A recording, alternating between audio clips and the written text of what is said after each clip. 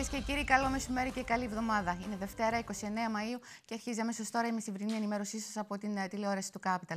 Θα δούμε τις κυριότερες ειδήσεις από την εσωτερική και εξωτερική επικαιρότητα.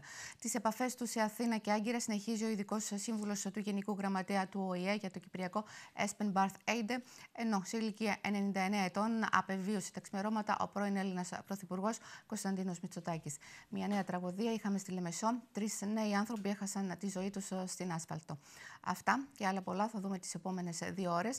Μαζί μας θα είναι ο βοηθός διευθυντής του Ογκολογικού Τμήματος του Νοσοκομείου Λεμεσού, Δ. Σίμος Μαλάσα, με τον οποίο θα συζητήσουμε για τις βλαβερές συνέπειες του καπνίσματος στην υγεία μας εν ώψη της Παγκόσμιας Μέρας κατά του καπνίσματος. Και τέλος, θα υποδεχθούμε εδώ στο στούντιο τον πρόεδρο της ΟΕΒ, Χρήστο Μιχαηλίδη.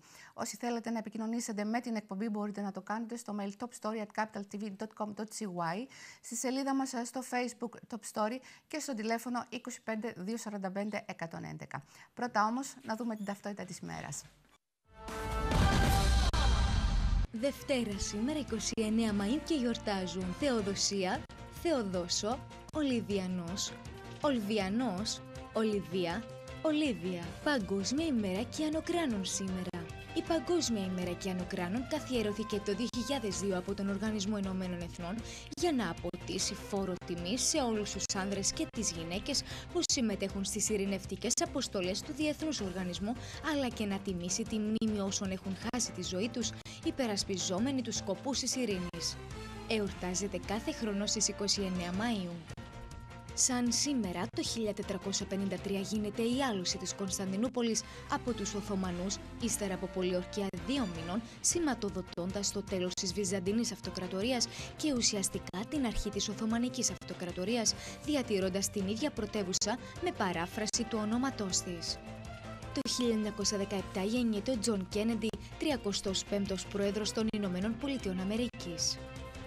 Το 1922 γεννιέται ο Γιάννης Ξενάκης, Έλληνας συνθέτης, αρχιτέκτονας και μηχανικός. Το 1927 γεννιέται ο Θανάσης Βέγκος, Έλληνας ηθοποιός. Το 1929 γεννιέται ο Πίτερ Χίγκς, Άγγλος φυσικός. Το 1953 ο Νεπαλέζος Ντένζιρκ Νοργκάι και ο Νοζηλανδός Έντμουντ Χίλαρη γίνονται οι πρώτοι άνθρωποι που φτάνουν στην υψηλότερη κορυφή των Ιμαλαίων, στο Everest, σε υψόμετρο 8.847 μέτρων. Το 1963 γίνονται τα αποκαλυπτήρια του αγάλματος του πρώην Προέδρου των Ηνωμένων Πολιτειών Χάρι Τρούμαν, το οποίο δώρισε στην Ελλάδα η ΑΧΕΠΑ. Το 1963 η ελληνική ναυτιλία είναι πρώτη στον κόσμο στα ατυχήματα και δι στα σοβαρά, σύμφωνα με επιστολή των Lloyds προς το Υπουργείο Ναυτιλίας. Το 1985 39 άνθρωποι χάνουν τη ζωή τους στο στάδιο Χέιζελ των Βρυξελών κατά τη διάρκεια επεισοδίων μεταξύ Ιταλών και Βρετανών φιλάθλων πριν από την έναρξη του τελικού κυπέλου πρωταθλητριών ομάδων Ευρώπης ανάμεσα στη Γιουβέντους και τη Λίβερπουλ.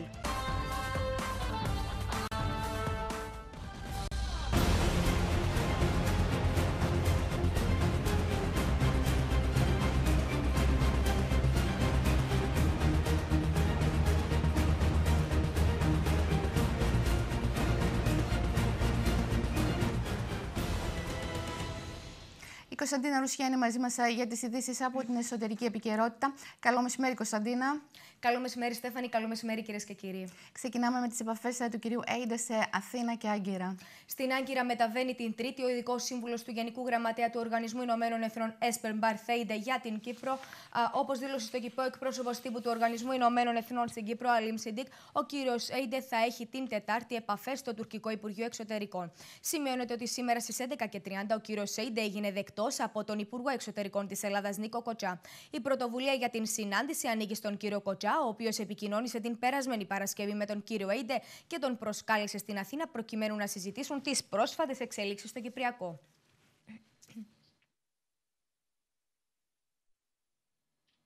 Στην Κύπρο βρίσκεται για επίσημη επίσκεψη ο Υπουργός Άμυνας της Αρμενίας. Ο Υπουργός Άμυνας της Δημοκρατίας της Αρμενίας πραγματοποιεί επίσημη επίσκεψη σήμερα στην Κύπρο, κατά την οποία θα έχει επαφές και θα υπογραφούν συμφωνίες για ανταλλαγή και αμοιβαία προστασία διαβαθμισμένων πληροφοριών, καθώς και πρόγραμμα διημερούς στρατιωτικής συνεργασίας. Ο Υπουργός θα τύχει επίσημης υποδοχής από τον Υπουργό Άμυνας Χριστόφορο Φωκαΐδη στο ΓΕΦ και θα ακολουθήσει κατηδίαν συνάντηση μεταξύ των δύο Υπουργών και διευρυμένες συνομιλίες μεταξύ αντιπροσωπιών των δύο χωρών. Ο Υπουργός Άμυνας της Αρμενίας θα γίνει επίσης δεκτός από τον Πρόεδρο της Δημοκρατίας Νίκο Αναστασιάδη και στη συνέχεια θα επισκεφθεί τα φυλακισμένα μνήματα και τον τύμβο της Μακεδονίτισσας, όπου θα καταθέσει στεφάνι. Θα έχει συναντήσεις επίσης με τον Πρόεδρο της Βουλής των Αντιπροσώπων Δημήτρη Σιλούρη, τον Υπουργό Εξωτερικών Ιωάννη Κασουλίδη και τον Αρχιεπίσκοπο Κύπρου Χρυσόστομο.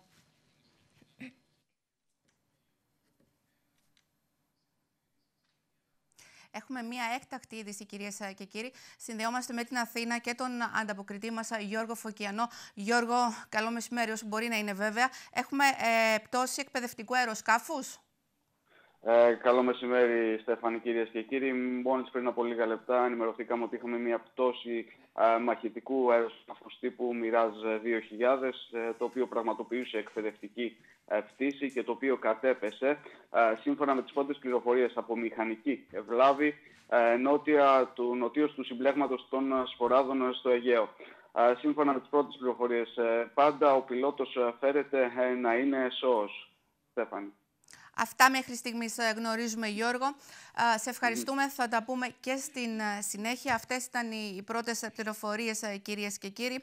Εκπαιδευτικό αεροσκάφος Mirage, το οποίο εκτελούσε εκπαιδευτική πτήση, έπεσε κοντά στις Σποράδες και οι πρώτες πληροφορίες κάνουν λόγο ότι ο πιλότος είναι σώος.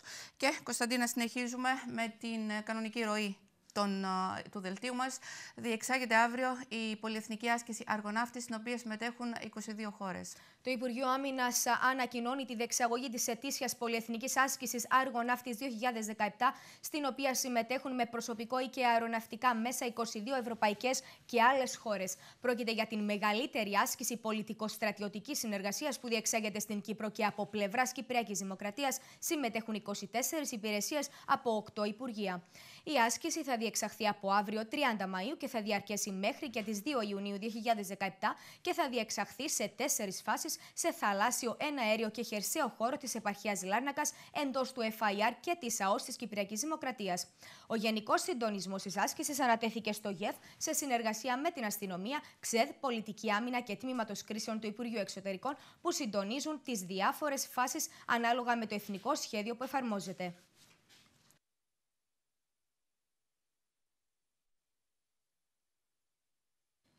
Σε κρίσιμη κατάσταση νοσηλεύεται στο Γενικό Νοσοκομείο Λευκωσίας ο 88χρονος που τραυματίστηκε χθες σε τροχαίο στη λεωφόρο Δημοσθένης Εβέρης στη Λευκωσία. Σε τροχαίο δυστύχημα που συνέβη χθες το απόγευμα στη Λευκωσία, τραυματίστηκε σοβαρά ο 88χρονος κάτοικος Λευκωσίας. Σύμφωνα με αστυνομική ανακοίνωση, το δυστύχημα συνέβη γύρω στις 6 και 15 το απόγευμα στη λεωφόρο Δημοσθένης Εβέρη, όταν αυτοκίνητο που οδηγούσε 37χρονος κάτω από συνθήκες που διερευνώνται παρέσυρε και τραυμάτισε 88χρονο που επιχειρούσε να διασταυρώσει το δρόμο πεζός. Ο 88χρονος μεταφέρθηκε αμέσως στο Γενικό Νοσοκομείο Λευκωσίας, όπου κρατήθηκε για νοσηλεία διασωληνωμένος. Σύμφωνα με τους θεράποντες ιατρούς, η κατάσταση της υγείας του είναι κρίσιμη.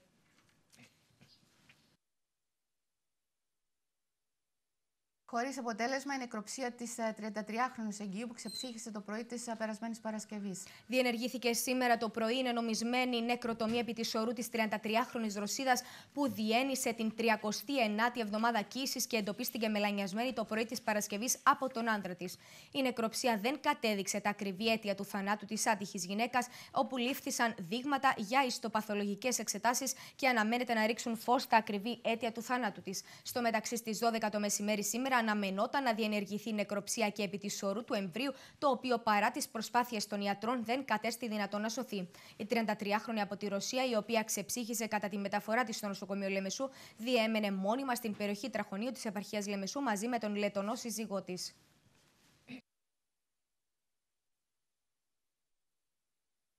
Υποπενθήμερη κράτηση ο 25χρονος οδηγός του διπλοκάμπινου, ο οποίος ενεπλάκη στο τριπλό θανατηφόρο των Πολεμιδιών. Υποπενθήμερη κράτηση τέθηκε χθες ο 25χρονος οδηγός του δεύτερου διπλοκάμπινου οχήματος που ενεπλάκη στο τριπλό θανατηφόρο δυστύχημα που συνέβη χθες στις 5 το πρωί στην περιοχή Πολεμιδιών. Ο 25χρονος μερικές ώρες πριν την πρόκληση του θανατηφόρου δυστυχήματος που στοίχισε τη ζωή στους Ανδρέα Γιασεμί 32 ετών, Δημήτρη Σάβα επίσης 32 ετών και Παναγιώτη Στεφάνο 23 ετών, οι οποίοι μετέβαιναν στην Αγία Νάπα για δουλειά, ενεπλάκη σε καυγά. Σύμφωνα με τον υπεύθυνο του ΤΑΕ Γιάννη Σωτηριάδη, ο 25χρονος φέρεται να είχε χτυπήσει οδηγό ταξί στην τουριστική περιοχή Γερμασόγιας. Σύμφωνα με καταγγελία που έκανε ο οδηγός ταξί, ο 25χρονος οδηγούσε με χαμηλή ταχύτητα όταν ο οδηγός ταξί του κόρναρε και τότε ο ύποπτος κατέβηκε από το αυτοκίνητό του και τον χτύπησε στο πρόσωπο και στο κεφάλι. Εντός του οχήματος επέβαιναν ακόμα 2 πρόσωπα σύμφωνα με την αστυνομία. Ο οδηγός ταξί μεταφέρθηκε με ασθενοφόρο στο τμήμα πρώτων βοηθειών του Γενικού Νοσοκομείου Λεμεσού, όπου του έγιναν ιατρικές εξετάσεις. Εναντίον του 25χρονου εκδόθηκε ένταλμα σύλληψης, το οποίο εκτελέστηκε στην ιδιωτική κλινική όπου νοσηλεύεται μετά το τροχαίο. Το Επαρχιακό Δικαστήριο Λεμεσού, το οποίο συνεδρίασε στην ιδιωτική κλινική, διέταξε την κράτησή του για περίοδο 5 ημερών για την πρόκληση βαριάς σωματικής βλάβης, δημόσια εξύβριση, αλόγιστη και επικίνδυνη οδήγηση χωρίς άδεια κυκλοφορίας.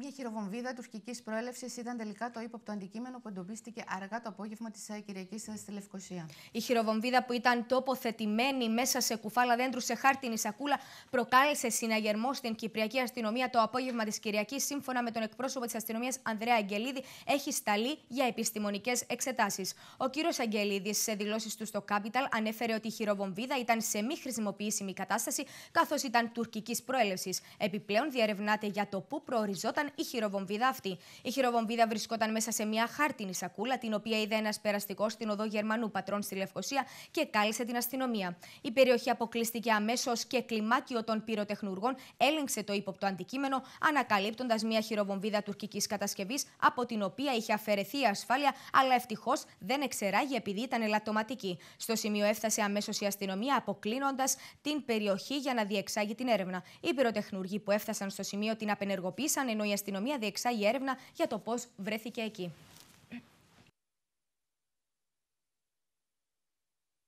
Κυρίες και κύριοι, αυτές ήταν οι σημαντικότερες μέχρι στιγμής ειδήσεις της ημέρας. Επόμενο δελτίο ειδήσεων γύρω στις 2. Στέφανη, ο λόγος σε σένα. Κωνσταντίνα Ρουσιά, σε ευχαριστούμε. Συνεχίζουμε με τοπική ενημέρωση. Πάμε στο Παραλίμνη και στον Μιχάλη Αντωνίου. Μιχάλη, καλώς μεσημέρι. Αγνοείται 40χρονος από το Παραλίμνη. Καλό μεσημέρι, Στέφανη, κυρίες και κύριοι. Έτσι ακριβώς, η αστυνομία Κύπρου ζητά την βοήθεια του κοινού για εντοπισμό του Γιωβκόβ Πετκόφ Χριστόφ, 40 ετών, από τη Βουλγαρία, ο οποίος απουσιάζει από το σπίτι του στο Παραλίμνη από τις 18 Μαΐου. Ο λοιπόν περιγράφεται ως μελαχρινός, με κοντά μαύρα μαγιά, αδύνατος και με ύψος γύρω στο 1,70. Η αστυνομία παρακαλεί οποιονδήποτε γνωρίζει οτιδήποτε που μπορεί να βοηθήσει στον εντοπισμό του να επικοινωνήσει με τον αστυνομικό σταθμό Παραλιμνίου στο τηλέφωνο 238 03 024 ή στον πλησιέστερο αστυνομικό σταθμό ή με την γραμμή εξυπηρέτησης του πολίτη. Και θα παραμείνω στο αστυνομικό δελτίο, καθώς άγριο ξυλοδαρμό στην Αγία Νάπα δέχτηκε πολιτικός πρόσφυγας, σύμφωνα με έγκυρες πληροφορίες της ιστοσελίδας μας. Ο άντρας, ο οποίος είναι και λήπτης του ελάχιστου εγγυημένου εισοδήματος, διέμενε με ομοεθνή του. Σύμφωνα πάντα με τις ίδιες πληροφορίες, όλα άρχισαν όταν ο άντρας, εξαιτίας των προβλημάτων που είχε στη συγκατοίκηση με τον ομοεθνή του, αποφάσισε να μεταβεί στην Αγία Νάπα για έβρεση εργασίας. Ξαφνικά, άγνωστοι του επιτέθηκαν και τον έσπασαν στο ξύλο. Ο άντρας μεταφέρθηκε στο Γενικό Νοσοκομείο με πολλαπλά τραύματα. Και να ολοκληρώσω με την τελευταία μου είδηση, καθώς ο Υπουργός Γεωργίας, Αγροτικής Ανάπτυξης και Περιβάλλοντος, κ.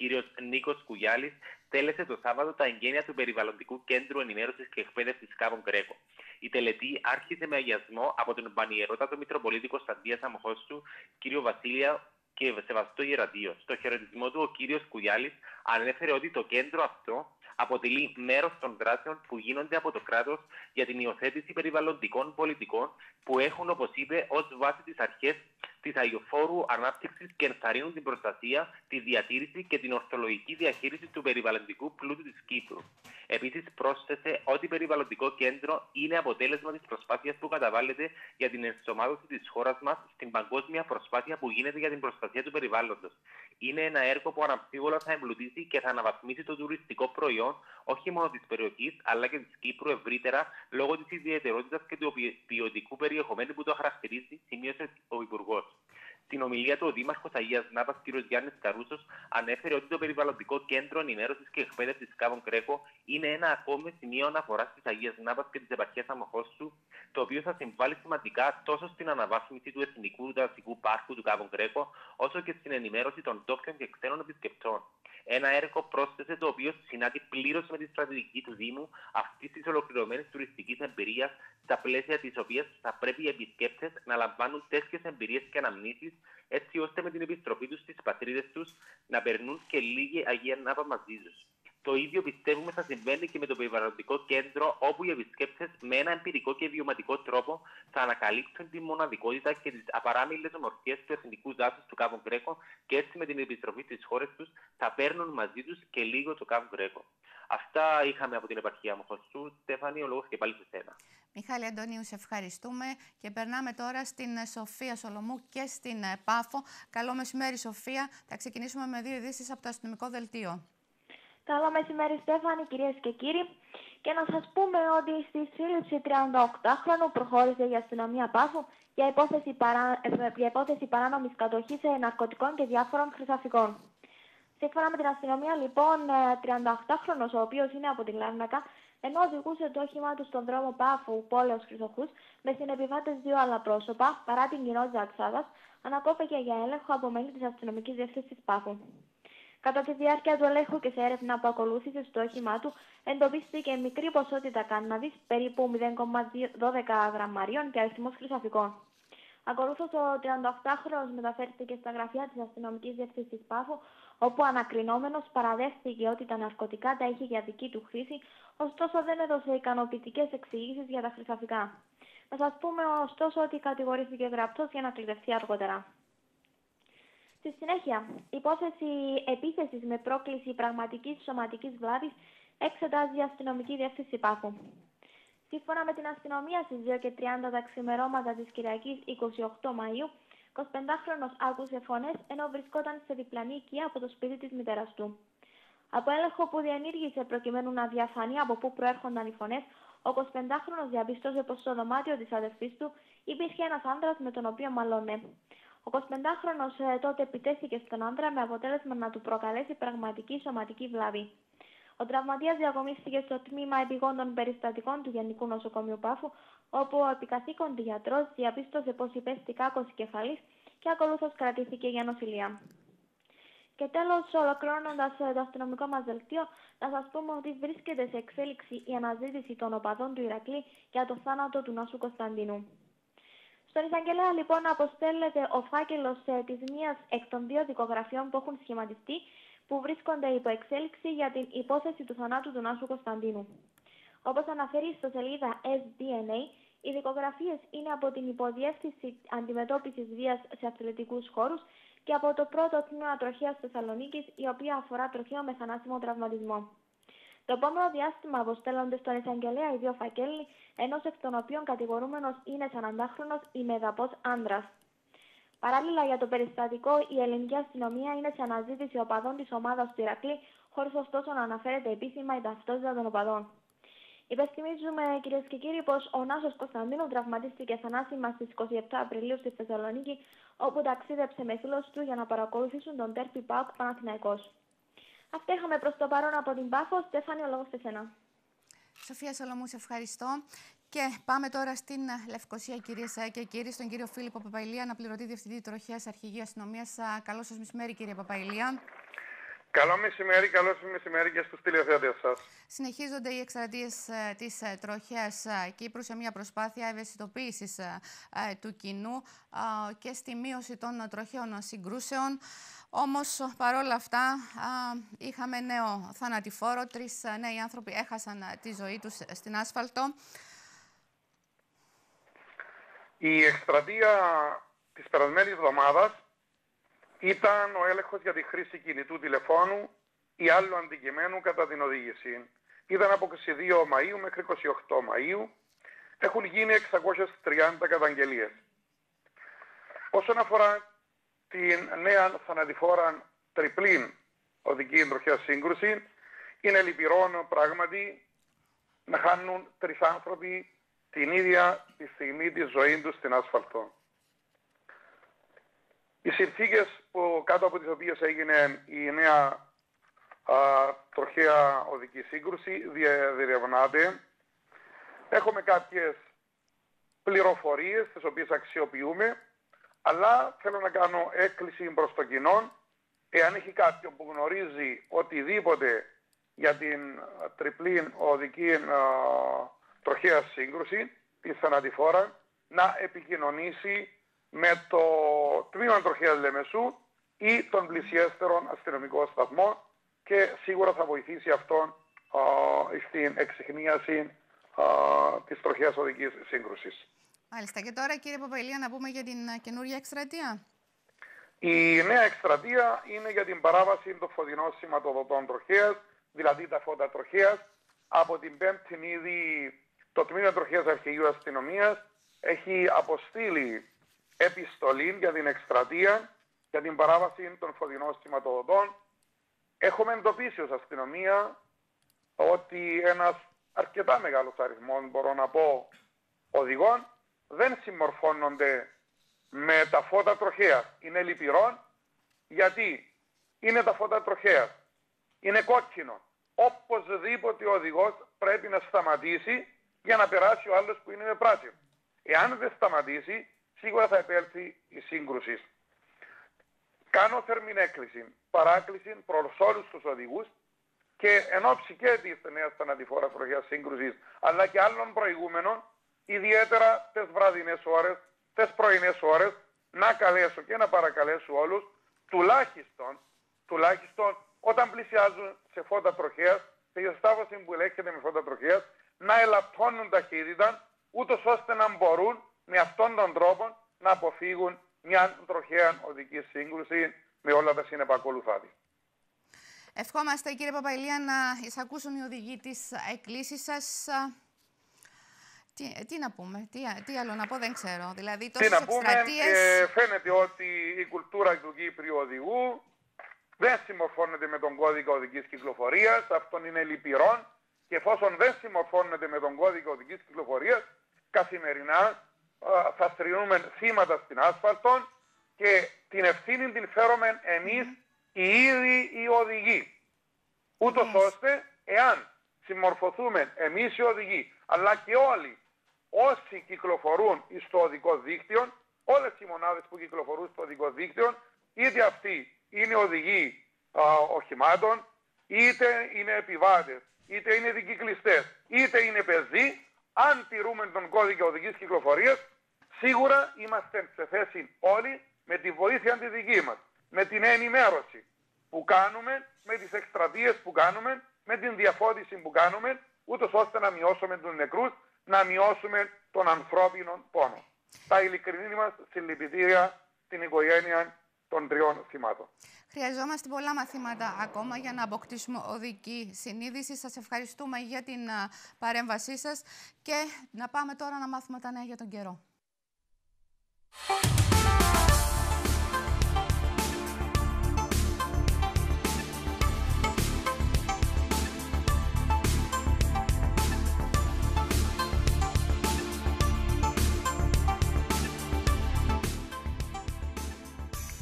Στάλλο Παπαχριστοδούλου, λειτουργός της Μετεωρολογικής Υπηρεσίας, είναι στην τηλεφωνική μας γραμμή. Καλό σας μεσημέρι, κυρία Παπαχριστοδούλου. Γεια σας, καλό μεσημέρι. Ποιες είναι οι προβλέψεις για τις επόμενες μέρες, τι να περιμένουμε? Βασικά, μέχρι και την Πέμπτη ο καιρός δεν διαφοροποιείται ιδιαίτερα. Για σήμερα το απόγευμα μένουμε κάποιες παροδικά αυξημένες νεφώσεις, κυρίως στα ορεινά και στο εσωτερικό. Και μέχρι την Τετάρτη, Πέμπτη θα είναι οι ίδιες συνθήκες. Οι θερμοκρασίες είναι κοντά στις κανονικές για την εποχή και θα παραμείνουν έτσι μέχρι και την Πέμπτη, που είναι γύρω στους 32 βαθμούς στο εσωτερικό γύρω στους 27 τα νότια παράλια, στους 26 τα υπόλοιπα παράλια και 24 βαθμοί στα ψηλότερα ορεινά. Τώρα κάποια αλλαγή που περιμένουμε θα είναι κυρίως την Πέμπτη. Μπορεί να υπάρχουν περισσότερες νεφώσεις και ενδέχεται να έχουμε μεμονωμένη βροχή ή και καταιγίδα. Μάλιστα. Ωραία, σας ευχαριστούμε πάρα πολύ για την ενημέρωση και πάμε να δούμε τις κάρτες με τις θερμοκρασίες στις μεγαλύτερες ευρωπαϊκές πόλεις.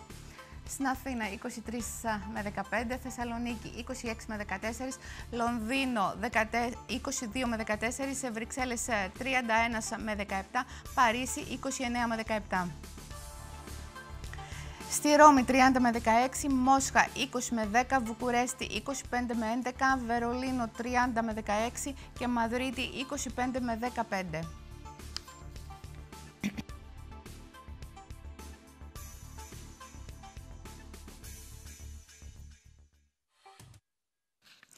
Πάμε στην Αθήνα τώρα, όπου την τελευταία του πνοή άφησε τα ξημερώματα σε ηλικία 99 ετών ο πρώην Πρωθυπουργός και επίτιμος πρόεδρος της Νέας Δημοκρατίας, Κωνσταντίνος Μητσοτάκης, για το θέμα αυτό, αλλά και για τη συνάντηση του Πρωθυπουργού Αλέξη Τσίπρα με τον εσωνό ομολογό του, όπως και για τη συνάντηση του Υπουργού Εξωτερικών Νίκου Κοτσιά με τον ειδικό σύμβουλο του Γενικού Γραμματέα των Ηνωμένων Εθνών, Espen Barth Eide, για το Κυπριακό. Θα μας ενημερώσει ο συνεργάτης μας στην Αθήνα, Γιώργος Φωκιανός. Γιώργο, καλό μεσημέρι και πάλι.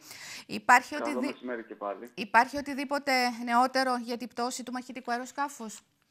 Λοιπόν, να το ανακεφαλαίωσουμε για το μαχητικό, το οποίο πραγματοποιούσε εκπαιδευτική πτήση και κατέπεσε από μηχανική βλάβη, σύμφωνα με τις πρώτες πληροφορίες, 15 χιλιόμετρα νοτίως του συμπραγματος των Σποράδων. Ο πιλότος είναι σώος, καθώς πρόλαβε και εγκατέλειψε το αεροσκάφος πέφτοντας στην θάλασσα και αυτή την ώρα βρίσκεται σε εξέλιξη διαδικασία περισυλλογής του. Και να πούμε ότι το Mirage είχε απογειωθεί από το αεροδρόμιο της Τανάγρας. Αυτά ήταν όλα τα νεότερα που έχουμε για την πτώση του μαχητικού αεροσκάφους. Πάμε τώρα στην είδηση του θανάτου του Κωνσταντίνου Μητσοτάκη, όπως έφυγε από τη ζωή σε ηλικία 99 ετών σήμερα τα ξημερώματα. Την είδηση του θανάτου του επιβεβαίωσε η οικογένειά του μέσω μιας σύντομης ανακοίνωσης, η οποία ανέφερε ότι έφυγε από τη ζωή περισυλλογημένος από τους ανθρώπους που αγαπούσε και τον αγαπούσαν. Πρώην Πρωθυπουργός και επίτιμος πρόεδρος της Νέας Δημοκρατίας θα κυδευτεί την Πέμπτη στην ιδιαίτερη πατρίδα του, τα Χανιά, ενώ μία ημέρα νωρίτερα την Τετάρτη θα τελεστεί η εξόδιος ακολουθίας στην Μητρόπολη Αθηνών. Αξίζει να σημειωθεί, Στέφανε, ότι σύσσωμος ο πολιτικός κόσμος της Ελλάδας εξέφρασε τη λύπη του για τον χαμό του Κωνσταντίνου Μητσοτάκη, ενώ ο πρόεδρος της Ελληνικής Δημοκρατίας, Προκόπης Παυλόπουλος, τον χαρακτήρισε κορυφαίο πολιτικό ηγέτη που άφησε ανεξίτηλο το στίγμα του στην πολιτική ζωή του τόπου. Βάζουμε κλίμα τώρα με τον Πρωθυπουργό της Εστονίας. Συναντήθηκε πριν από λίγο ο Έλληνας Πρωθυπουργός Αλέξης Τσίπρας εν ώψη της ανάληψης της Προεδρίας του Συμβουλίου της Ευρωπαϊκής Ένωσης κατά το δεύτερο εξάμηνο του 2017 από την Εστονία. Συζητήθηκε όλο το φάσμα της ευρωατζέντας, με τον κύριο Τσίπρα στις δηλώσεις του να κάνει αναφορά στις εξελίξεις για το ελληνικό χρέος, τονίζοντας ότι περιμένει ανάληψη πρωτοβουλειών τον Ιούνιο για την απομείωση του χρέους.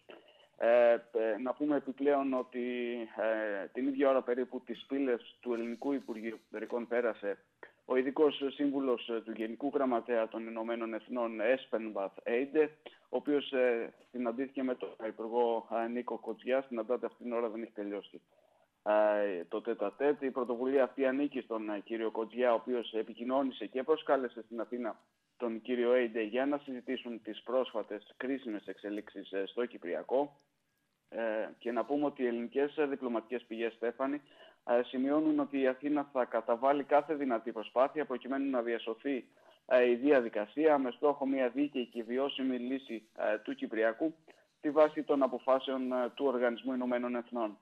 Επίσης, να πούμε ότι αύριο ο κύριος Eide θα μεταβεί στην Άγκυρα προκειμένου να συνεχίσει εκεί τις προσπάθειές του για μια εξέβρεση λύσης. Στέφανη. Γιώργο Φωκιανέ, ευχαριστούμε για την ενημέρωση και περνάμε τώρα στην διεθνή επικαιρότητα.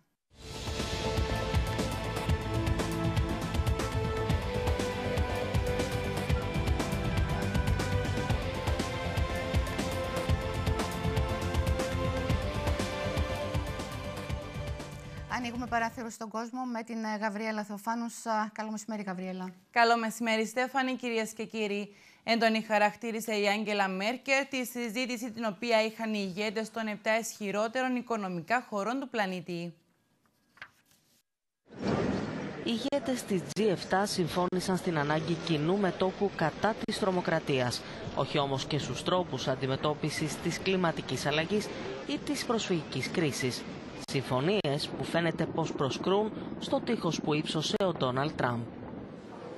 Έντονη χαρακτήρισε η καγκελάριος της Γερμανίας Άγγελα Μέρκελ τη συζήτηση την οποία είχαν οι ηγέτες των 7 ισχυρότερων οικονομικά χωρών του πλανήτη με επίκεντρο την κλιματική αλλαγή. Όλοι οι συμμετέχοντες παρουσίασαν στον πρόεδρο των Ηνωμένων Πολιτειών μια σειρά επιχειρημάτων, όλα υπέρ της παραμονής των Ηνωμένων Πολιτειών στη συνθήκη για την κλιματική αλλαγή. Δεν θα το χαρακτήριζα αντιπαράθεση, αλλά μια έντονη ανταλλαγή απόψεων, όμως ήταν πολύ παραγωγική. Οι ακτιβιστές απάντησαν με φάνταστες διαμαρτυρίες την αδιαλαξία της Ουάσιγκτον. Ακτιβιστές της Greenpeace φόρησαν σωσίβιο στο άγαλμα της ελευθερίας. Διοργάνωσαν επίσης διαμαρτυρία για την κλιματική αλλαγή, με την οργάνωση να καλεί τους G7 να δεσμευτούν εκ νέου για να βελτιώσουν τη Συμφωνία του Παρισιού. Η καγκελάριος Μέρκελ σε ομιλία της στη Βαβαρία είπε ότι οι εποχές που μπορούσαμε να βασιστούμε σε άλλους έχει παρέλθει και συνέχισε τονίζοντας με νόημα οι Ευρωπαίοι θα πρέπει πραγματικά να πάρουν στα χέρια τους την τύχη τους. Η Άγγελα Μέρκελ απίφθινε κάλεσμα ενότητα στα κράτη-μέλη της Ευρωπαϊκής Ένωσης και κοινής μάχης για το μέλλον της Ευρώπης.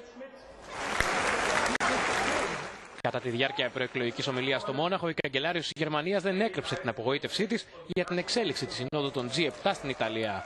Με τα λεγόμενά της, κατέστησε σαφές πως ό,τι κάνει η Ευρωπαϊκή Ένωση θα πρέπει να το κάνει με τις δικές της δυνάμεις. Η εποχή που μπορούσαμε να στηριζόμαστε 100% σε άλλους έχουν παρέλθει σε ένα σημείο. Το βίωσα αυτό τις τελευταίες ημέρες. Και για αυτό το λόγο οφείλω να πω πως εμείς οι Ευρωπαίοι πρέπει να πάρουμε τη μοίρα μας στα χέρια μας. Φυσικά, σε συνεργασία με τις Ηνωμένες Πολιτείες, με τη Μεγάλη Βρετανία και ως καλοί γείτονες να συνεργαζόμαστε όποτε μπορούμε και με άλλες χώρες, ακόμη και με τη Ρωσία. Οφείλουμε όμως να ξέρουμε πως παλεύουμε μόνοι μας για το μέλλον μας, για το ευρωπαϊκό μας πεπρωμένο, και αυτό θέλω να το πετύχω μαζί σας.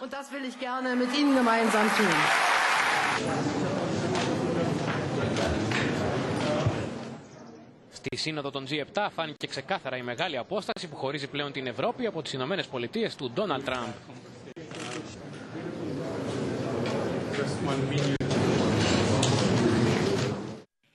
Ο γαμπρός και στενός σύμβουλος του Αμερικανού Προέδρου Ντόναλντ Τραμπ είχε τουλάχιστον 3 επαφές που δεν είχαν αποκαλυφθεί έως τώρα. Τουλάχιστον 3 επικοινωνίες που δεν έχουν δημοσιοποιηθεί είχε ο Τζάρεντ Κούσνερ, γαμπρός του Ντόναλντ Τραμπ, με τον Ρώσο πρέσβη στις Ηνωμένες Πολιτείες. Αυτό αποκαλύπτει το ειδησιογραφικό πρακτορείο Reuters, επικαλούμενο 7 πρώην και νυν αξιωματούχους του FBI. Σύμφωνα με τις ίδιες πηγές, ο Κούσνερ επικοινώνησε τηλεφωνικά με τον Ρώσο πρέσβη 2 φορές, τον Απρίλιο και τον Νοέμβριο του 2016. Ο Κούσνερ μπήκε στο μικροσκόπιο του FBI για πρώτη φορά στο πλαίσιο της έρευνας για το αν το Κρεμλίνο είχε ανάμειξη στην προεκλογική μάχη των Ηνωμένων Πολιτειών. Η συγκεκριμένη έρευνα επικεντρώνεται στον πρώην σύμβουλο του Λευκού Οίκου για θέματα εθνικής ασφαλείας, Μάικλ Φλιν. Τις αποκαλύψεις του Reuters δεν σχολίασαν το FBI και ο Λευκός Οίκος, ενώ ο δικηγόρος του Κούσνερ απάντησε ότι ο κύριος Κούσνερ μετήχε σε χιλιάδες τηλεφωνικές επικοινωνίες εκείνη την περίοδο και δεν θυμάται τις 2 συγκεκριμένες. 35χρονος παρενοχλούσε 2 γυναίκες που θεωρούσε μουσουλμάνες σε σειρμό στις ΗΠΑ. Κάποιοι επιβάτες επιχείρησαν να τον σταματήσουν και το πλήρωσαν με τη ζωή τους. Ο δράστης τους επιτέθηκε με μαχαίρι, σκότωσε 2 και τραυμάτισε άλλον 1. Υπέρμαχος της Λευκής Ανωτερότητας ήταν ο δράστης του μακελιού σε σειρμό του προαστιακού στο Πόρτλαντ του Όρεγκον. Ο 35χρονος παρενοχλούσε 2 γυναίκες που θεωρούσε μουσουλμάνες. Κάποιοι επιβάτες επιχείρησαν να το σταματήσουν και το πλήρωσαν με τη ζωή τους. Ο δράστης τους επιτέθηκε με μαχαίρι. Σκότωσε 2 και τραυμάτισε 1 ακόμη πριν συλληφθεί. Οι αστυνομικοί από την πλατφόρμα βρέθηκαν στο σειρμό, βρήκαν έναν άνδρα βαρύτατα τραυματισμένο, έκαναν προσπάθειες ανάνυψης επιτόπου, αλλά απέτυχαν. Το θύμα άφησε την τελευταία του πνοή εκεί. Άλλοι 2 τραυματίες μεταφέρθηκαν στο νοσοκομείο. Ένας από αυτούς εξέπνευσε λίγο αργότερα. Ανθρωπιστικές οργανώσεις απίφθηναν έκκληση στον Αμερικανό Πρόεδρο να καταδικάσει ανοιχτά την Ισλαμοφοβία. Τον κατηγορούν πως με τις κατά καιρούς δηλώσεις του καλλιεργεί το φαινόμενο. Η αστυνομία και οι αντιτρομοκρατικοί έχουν προχωρήσει σε 14 συλλήψεις για την τρομοκρατική επίθεση στο Μάντσεστερ που στοίχισε τη ζωή σε 22 ανθρώπους. Συνεχίζονται οι έρευνες των Βρετανικών αρχών για την επίθεση στο Μάντσεστερ. Στο πλαίσιο των ερευνών δόθηκαν στη δημοσιότητα και φωτογραφίες του Σαλμάν Αμπέντι λίγο πριν πυροδοτήσει τα εκρηκτικά του, σκοτώνοντας 22 άτομα και τραυματίζοντας δεκάδες. Η αστυνομία και οι αντιτρομοκρατικοί έχουν προχωρήσει σε 13 συλλήψεις και έχουν συγκεντρώσει σημαντικές πληροφορίες για τους συνεργάτες του Αμπέντι, την οικονομική του κατάσταση, τα μέρη που επισκέφθηκε αλλά και το πώς κατασκεύασε τη βόμβα. Ωστόσο, ιδιαίτερη ανησυχία προκαλεί η δήλωση της Υπουργού Εσωτερικών της Μεγάλης Βρετανίας. Η Αμπεράτ τόνισε ότι κάποια μέλη από το δίκτυο των βομβιστών του Μάντσεστερ είναι πιθανόν να έχουν καταφέρει να διαφύγουν. Την ίδια ώρα, τελετές στη μνήμη των θυμάτων της επίθεσης συνεχίζονται.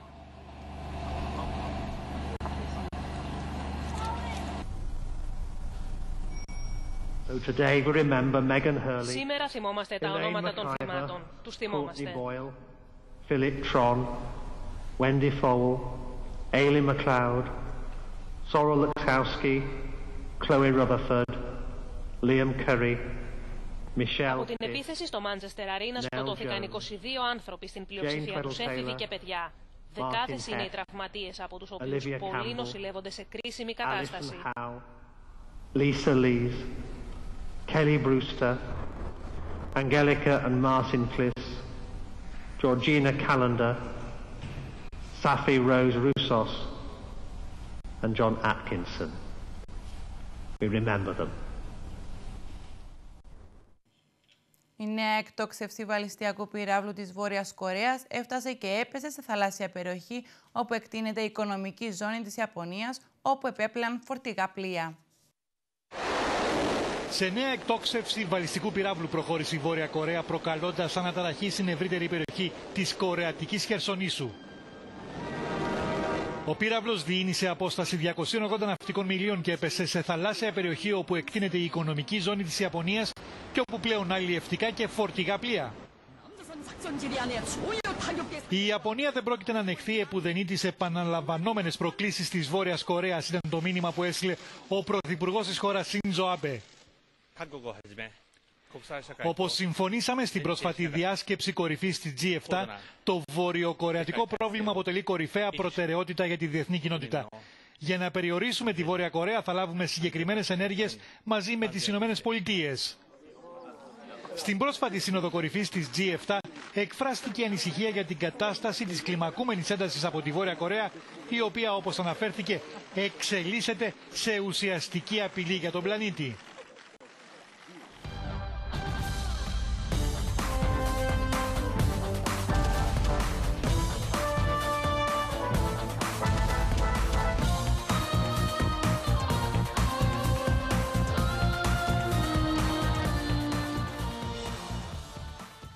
Ο Βαλάντης Τάμπας είναι μαζί μας για την αθλητική ενημέρωση. Καλό μεσημέρι, Βαλάντη. Καλό μεσημέρι, Στέφανη. Καλό μεσημέρι, κυρίες και κύριοι. Ο ΑΠΟΕΛ παρουσίασε το νέο του προπονητή. Έτσι ακριβώς, λοιπόν, εχθές εκδήλωση που έγινε στο Hilton Park. Η διοίκηση λοιπόν του ΑΠΟΕΛ παρέθεσε δημοσιογραφική διάσκεψη στο Hilton Park, όπου παρουσίασε τον νέο προπονητή της ομάδας, τον Μάριο Μπέιν. Λοιπόν. Επίσης, απορρίφθηκαν οι προτάσεις των Φορτούνα και Μπεν που είχαν διαρρεύσει τις τελευταίες μέρες ότι υπάρχει ενδιαφέρον από τον ίδιο τον πρόεδρο της ομάδας, τον κύριο Πρόδρομο Πετρίδη. Ενώ όσον αφορά την περίπτωση του Ντεβιτσέντη, η περίπτωσή του λοιπόν ενδιαφέρει τον ΑΠΟΕΛ, αλλά είναι τσουχτερή η τιμή του. Σε άλλα θέματα λοιπόν για το κυπριακό ποδόσφαιρο, πάμε να περάσουμε τώρα στον Απόλλωνα. Επισήμως λοιπόν, ακόμα ο ΚΟΑ δεν έστειλε γράμμα στον Απόλλωνα ότι η αρμόδια επιτροπή δεν θα ανανεώσει το δελτίο υγείας του Αμπραχάμ Γκίε. Προφανώς οι διοικούντες της ομάδας έλαβαν προφορική ενημέρωση ότι είναι αρνητικό το κλίμα μεταξύ των μελών της εν λόγω επιτροπής. Πάντως, πριν από τον επίσημο απόλυνα, μας ελέγχθηκε πριν από λίγο ότι δεν θεωρείται ακόμα δεδομένο ότι θα αποτελέσει παρελθόν από την ομάδα Αμπραχάμ Γκίε, παρουσιάζοντας λοιπόν έτοιμοι να εξαντλήσουν κάθε πιθανότητα να συνεχιστεί η συνεργασία με τον 30χρονο Σέντερφορ και την επόμενη χρονιά. Να σημειώσουμε ότι το συμβόλαιο λήγει την άνοιξη του 2018. Όσον αφορά τώρα την ΑΕΛ, το σενάριο να συνεχίσει ο Ρωμός στην ΑΕΛ ακόμα είναι υπαρκτό, αλλά συγκεντρώνει λίγες πιθανότητες. Οι διοικούντες της ομάδας της Λεμεσού περιμένουν ακόμα απάντηση στην πρόταση που έκαναν πριν από λίγες μέρες στον Βενεζουελάνο Κίπερ. Φυσικά και ο προπονητής Μπαλταζάρ προετοιμάζεται για την πιθανότητα να μην ανανεωθεί η συνεργασία με τον Ρωμό. Υπάρχουν 2-3 υποψηφιότητες παιχτών που έχουν τα προσόντα να σκεπάζουν ικανοποιητικά την κυτρινόμαυρη αιστεία εν ώψη της νέας σεζόν.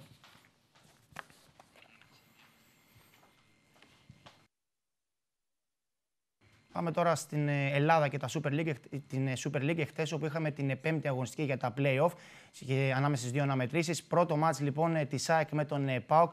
1-0 λοιπόν επικράτησε η ομάδα του Μανόλο Χιμένετ. Ζωντανή για τη μάχη της πρώτης θέσης στα play-off έμεινε η ΑΕΚ.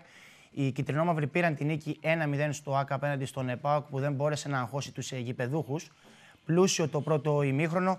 Η Ένωση μπήκε πολύ καλά. Έχασε πέναλτι με τον Λάζαρο Χριστοδουλόπουλο στο 6 και μεγάλη ευκαιρία στο 23 με τον Μπακασέτα, ενώ τα νεύρα ήταν πάντα στο κόκκινο λόγω των σκληρών φάουλ.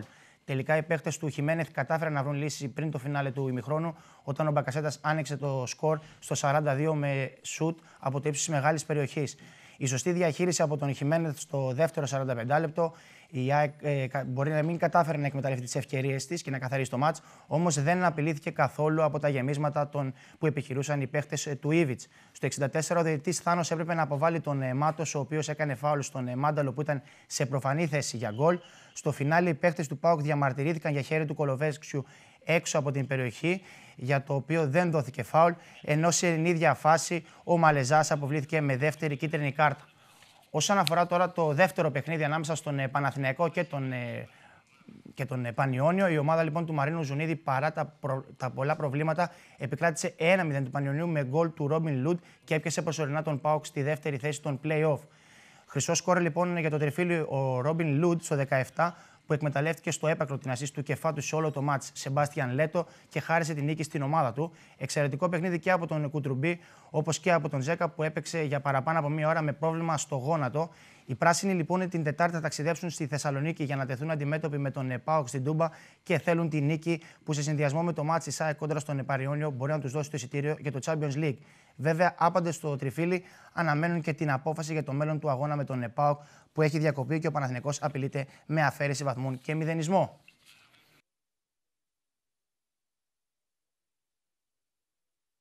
Ενώ θα ολοκληρώσουμε την αθλητική μας ενημέρωση με τον Τότι, Φραντζέσκο Τότι, λοιπόν, έβαλε τέλος σε μια σπουδαία καριέρα.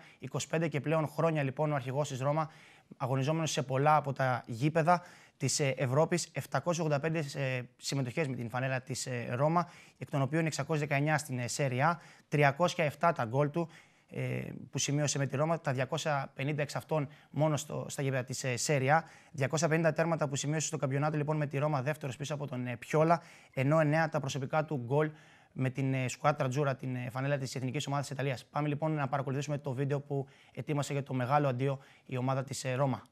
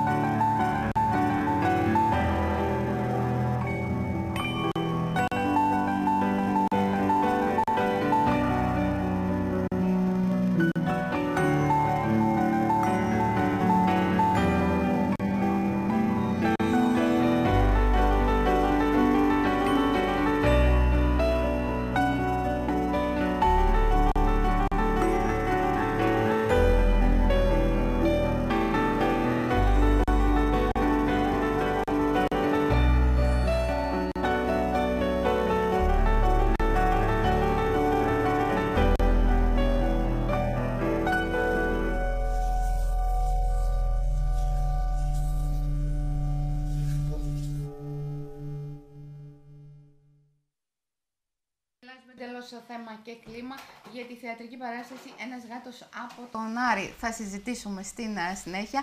Μαζί μας η σεναριογράφος Μαρία Χαραλάμπους και η ηθοποιός Έλενα Διαμαντίδου. Κυρίες μου, καλό σας μεσημέρι, καλώς ήρθατε στο Top Story. Μαρία μου, θα ξεκινήσω με σένα. Πες μας λίγα λόγια για αυτή την παράσταση. Απευθύνεται στα παιδιά, έτσι? Απευθύνεται και σε μεγάλους βέβαια πάντα. Απευθύνεται κυρίως στα παιδιά από ηλικίας από 2-3 μέχρι 9-10 χρόνων. Έχει να κάνει με το δικαίωμα μας να είμαστε διαφορετικοί, διότι πλέον σε όλα τα σχολεία της Κύπρου, όπως όλοι ξέρουμε, υπάρχουν παιδιά από διάφορες χώρες, διαφορετικές θρησκείες, αντιλήψεις. Οπότε είναι ωραίο να περάσουμε σε αυτές τις ηλικίες το μήνυμα ότι πρέπει να σεβόμαστε τη διαφορετικότητα, γιατί μερικές φορές από το σπίτι δεν υπάρχει σωστή καθοδήγηση, οπότε είναι ένας ωραίος τρόπος να το μεταφέρουμε. Επομένως, πραγματεύεται την διαφορετικότητα και έχει σαφώς εκπαιδευτικό χαρακτήρα. Ηλικίες που μπορούν να παρακολουθήσουν την παράσταση. Από 3 μέχρι 10 άνετα. Έλενα μου, εσύ τι ρόλο υποδίεσαι, το γάτο από τον Άρη? Όχι. Βασικά, εντάξει, όλο έχει να κάνει με τα ζωάκια, έτσι, για να περάσει το μήνυμα πιο εύκολα στα παιδάκια. Εγώ είμαι ένα από τα γατάκια που βλέπουμε ότι υπάρχει ένα διαφορετικό γατάκι στην παρέα και γίνονται κάποια μπερδέματα, δηλαδή λάθος πληροφορίες, ότι αυτός ο γάτος, ο διαφορετικός, μπορεί να είναι κακός, μπορεί να είναι μαγικός, μπορεί να είναι από τον Άρη. Και ξέρεις, εμείς τα άλλα τα γατάκια, τα normal σε εισαγωγικά, τα υγιεινά σε σχέση με τον εξωγήινο. Ναι, κάνουμε διάφορες σκέψεις, να τον παίξουμε, να μην τον βάλουμε στην παρέα μας. Και γίνονται διάφορα μέχρι στο τέλος φυσικά που τον αποδεχόμαστε. Που συνειδητοποιούν ότι όλοι είναι διαφορετικοί μεταξύ τους. Γιατί και εμείς είμαστε διαφορετικοί. Ο ένας είναι άσπρος, ο άλλος έχει ρίγες, ο άλλος έχει βούλες. Άρα όλοι στο τέλος είμαστε διαφορετικοί. Απευθύνεστε σε ένα κοινό που είναι πάρα πολύ δύσκολο, τα παιδάκια. Το πιο δύσκολο κοινό. Τι έχετε λάβει υπόψη και κυρίως εσύ, Μαρία μου, έτσι για να γίνει πιο κατανοητό, να λάβουν τα παιδάκια πιο εύκολα το νόημα, το μήνυμα? Καταρχήν δεν υπάρχει πίσω κείμενο. Είναι ξεκάθαρο για να μπορούν να το αντιληφθούν και οι μικρές ηλικίες. Στην παράσταση υπάρχει και πολύς χορός και τραγούδι, όπου ακόμη και μέσα από τα τραγούδια, τα συγκεκριμένα, οι στίχοι δίνουν το συγκεκριμένο μήνυμα. Οπότε νομίζω ότι αυτό κέρδισε τα παιδιά, γιατί έχουμε ακούσει θετικά σχόλια ακόμα και από παιδάκια που είναι 2 χρονών, που είναι πολύ δύσκολο να συγκεντρωθούν, να δουν μια παράσταση. Έχουν μείνει προσιλωμένα, βλέπουν την παράσταση και μετά δεν θέλουν να φύγουν. Οπότε νομίζω το στοίχημα το κερδίσαμε σε αυτό το σημείο. Επίσης υπάρχει διαδραστικό μέρος, δηλαδή ρωτάμε τα παιδάκια, απαντούν. Στο τέλος μπορεί να χορέψουμε όλοι μαζί. Ναι, αυτό αρέσει στα παιδιά. Θα έχετε μία παράσταση στην Λεμεσό? Ναι, θα έχουμε μία παράσταση στη Λεμεσό την Κυριακή 11 Ιουνίου, την εβδομάδα μετά τον κατακλυσμό. Στις 11:30 το πρωί στην Ιερά Μητρόπολη Λεμεσού. Είναι στην ίδια αυλή με την Μητρόπολη Λεμεσού το θέατρο. Και θα είμαστε εκεί την Κυριακή 11 Ιουνίου. Σε άλλες πόλεις έχετε πάει? Όχι, διότι αυτή τη στιγμή έχουμε ήδη μπροστά μας προγραμματισμένες ακόμη 14 παραστάσεις σε νηπιαγωγεία της Λεμεσού, οπότε... Δεν υπάρχει χρόνος, είναι δύσκολο. Προς το παρόν. Να πούμε και για τους άλλους συντελεστές. Ποιοι είναι? Βεβαίως. Εγώ. Λοιπόν, εκτός από την Έλενα, έχουμε την Αφροδίτη Αχιλλέος, τον Νικόλα Ιωάννου, ο οποίος είναι και ο χορογράφος μας, και ο Αδάμος Αναστασίου. Τα υπόλοιπα διασκευή, σκηνοθεσία, σκηνικά τα έκανα εγώ.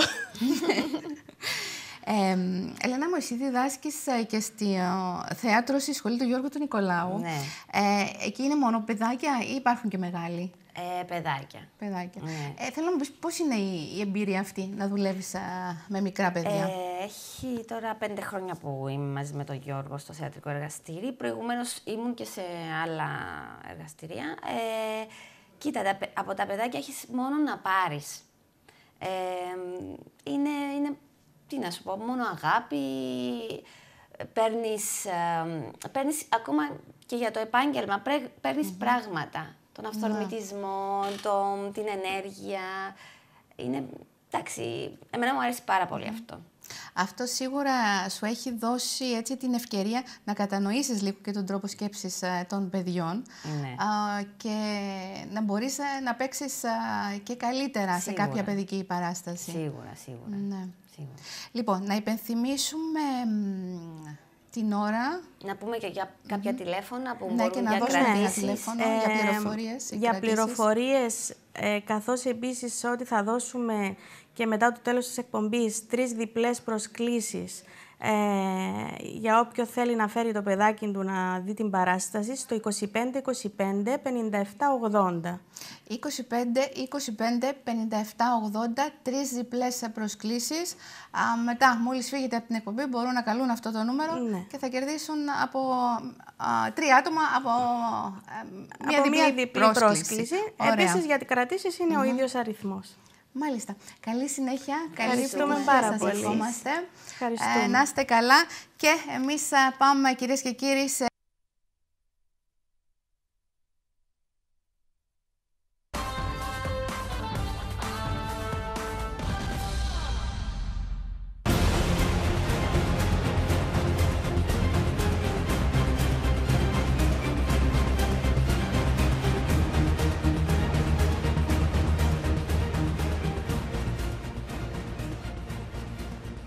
Μεσημέρι, κυρίες και κύριοι. Παρακολουθείτε το σύντομο μεσημβρινό δελτίο ειδήσεων από την τηλεόραση του Capital. Επίσημη επίσκεψη πραγματοποίησε σήμερα στις 11:30 ο κύριος Σέιντε, ο οποίος έγινε δεκτός από τον Υπουργό Εξωτερικών της Ελλάδας, Νίκο Κοτσά. Η πρωτοβουλία για τη συνάντηση ανήκει στον κύριο Κοτσά, ο οποίος επικοινώνησε την περασμένη Παρασκευή με τον κύριο Έιντε και τον προσκάλεσε στην Αθήνα προκειμένου να συζητήσουν τις πρόσφατες εξελίξεις στο Κυπριακό. Στο μεταξύ, στην Άγκυρα μεταβαίνει την Τρίτη ο ειδικός σύμβουλος του Γενικού Γραμματέα του Οργανισμού Ηνωμένων Εθνών για την Κύπρο, Έσπεν Μπαρθέιντε. Όπως δήλωσε στο Κυπαίο εκπρόσωπος τύπου του Οργανισμού Ηνωμένων Εθνών στην Κύπρο, Άλιμ Σιντίκ, ο κύριος Σέιντε θα έχει την Τετάρτη επαφές στο Τουρκικό Υπουργείο Εξωτερικών.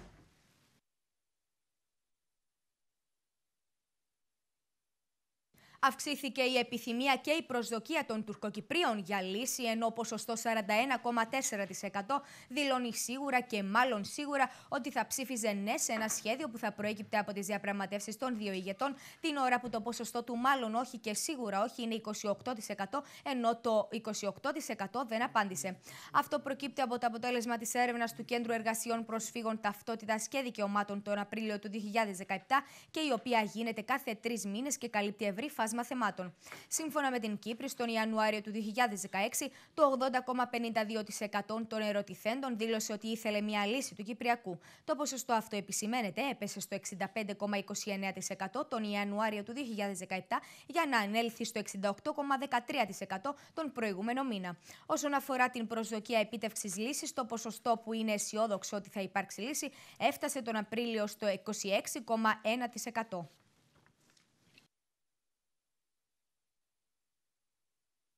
Ο Υπουργός Άμυνας της Δημοκρατίας της Αρμενίας πραγματοποιεί επίσημη επίσκεψη στην Κύπρο, κατά την οποία θα έχει επαφές και θα υπογραφούν συμφωνίες για ανταλλαγή και αμοιβαία προστασία διαβαθμισμένων πληροφοριών, καθώς και πρόγραμμα διμερούς στρατιωτικής συνεργασίας. Ο Υπουργός θα τύχει επίσημης υποδοχής από τον Υπουργό Άμυνας Χριστόφορο Φωκαίδη στο ΓΕΦ και θα ακολουθήσει κατηδίαν συνάντηση μεταξύ των δύο Υπουργών και διευρυμένες συνομιλίες μεταξύ αντιπροσωπιών των δύο χωρών. Ο Υπουργός Άμυνας της Αρμενίας έγινε επίσης δεκτός από τον Πρόεδρο της Δημοκρατίας Νίκο Αναστασιάδη και στη συνέχεια θα επισκεφτεί τα φυλακισμένα μνήματα και τον τύμβο της Μακεδονίτισσας, όπου θα καταθέσει στεφάνι. Θα έχει συναντήσεις επίσης με τον Πρόεδρο της Βουλής των Αντιπροσώπων Δημήτρη Σιλούρη, τον Υπουργό Εξωτερικών Ιωάννη Κασουλίδη και τον Αρχιεπίσκοπο Κύπρου Χρυσόστομο.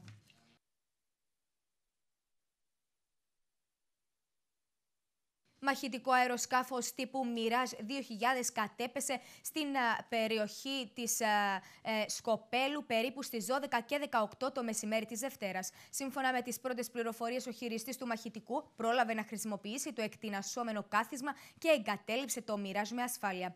Το ατύχημα σημειώθηκε κατά τη διάρκεια εκπαιδευτικής άσκησης, στην οποία συμμετείχαν 2 μαχητικά αεροσκάφη τύπου Mirage 2000 της πολεμικής αεροπορίας.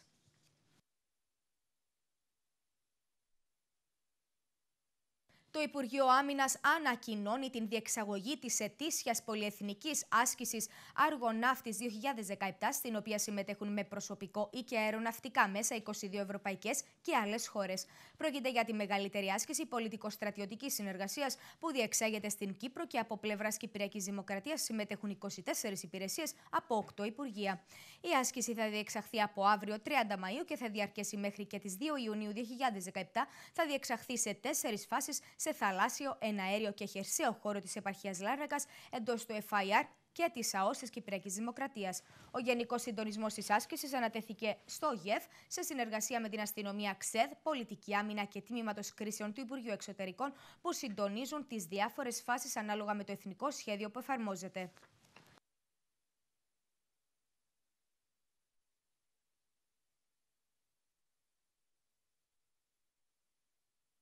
Σε τροχαίο δυστύχημα που συνέβη χθες το απόγευμα στη Λευκοσία, τραυματίστηκε σοβαρά 88χρονος κάτοικος Λευκοσίας. Σύμφωνα με αστυνομική ανακοίνωση, το δυστύχημα συνέβη γύρω στις 6 και 15 το απόγευμα στην Λεωφόρο Δημοσθένη Σεβέρη, όταν αυτοκίνητο που οδηγούσε 37χρονος κάτω από συνθήκες που διερευνώνται παρέσυρε και τραυμάτισε 88χρονο που επιχειρούσε να διασταυρώσει το δρόμο πεζός. Ο 88χρονος μεταφέρθηκε αμέσως στο Γενικό Νοσοκομείο Λευκοσίας, όπου κρατήθηκε για νοσηλεία διασωληνωμένος. Σύμφωνα με τους θεράποντες ιατρούς, η κατάσταση της υγείας του είναι κρίσιμη.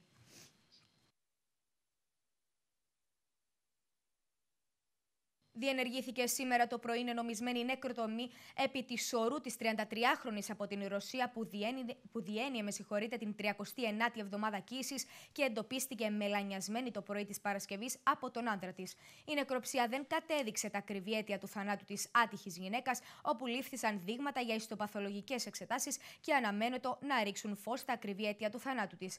Στο μεταξύ, στις 12 το μεσημέρι σήμερα αναμενόταν να διενεργηθεί νεκροψία και επί της σωρού του εμβρίου, το οποίο παρά τις προσπάθειες των ιατρών δεν κατέστη δυνατόν να σωθεί. Η 33χρονη από τη Ρωσία, η οποία ξεψύχησε κατά τη μεταφορά της στο νοσοκομείο Λεμεσού, διέμενε μόνιμα στην περιοχή Τραχωνίου της επαρχίας Λεμεσού μαζί με τον Λετονό σύντροφό της. Υποπενθήμερη κράτηση τέθηκε χθες ο 25χρονος οδηγός του δεύτερου διπλοκάμπινου οχήματος που ενεπλάκη στο τριπλό θανατηφόρο δυστύχημα που συνέβη χθες στις 5 το πρωί στην περιοχή των Πολεμιδιών. Ο 25χρονος μερικές ώρες πριν την πρόκληση του θανατηφόρου δυστυχήματος που στοίχισε τη ζωή στους Ανδρέα Γιασεμί 32 ετών, Δημήτρη Σάβα επίσης 32 ετών και Παναγιώτη Στεφάνου 23 ετών, οι οποίοι μετέβαιναν στην Αγία Ανάπα για δουλειά, ενεπλάκη σε καυγά.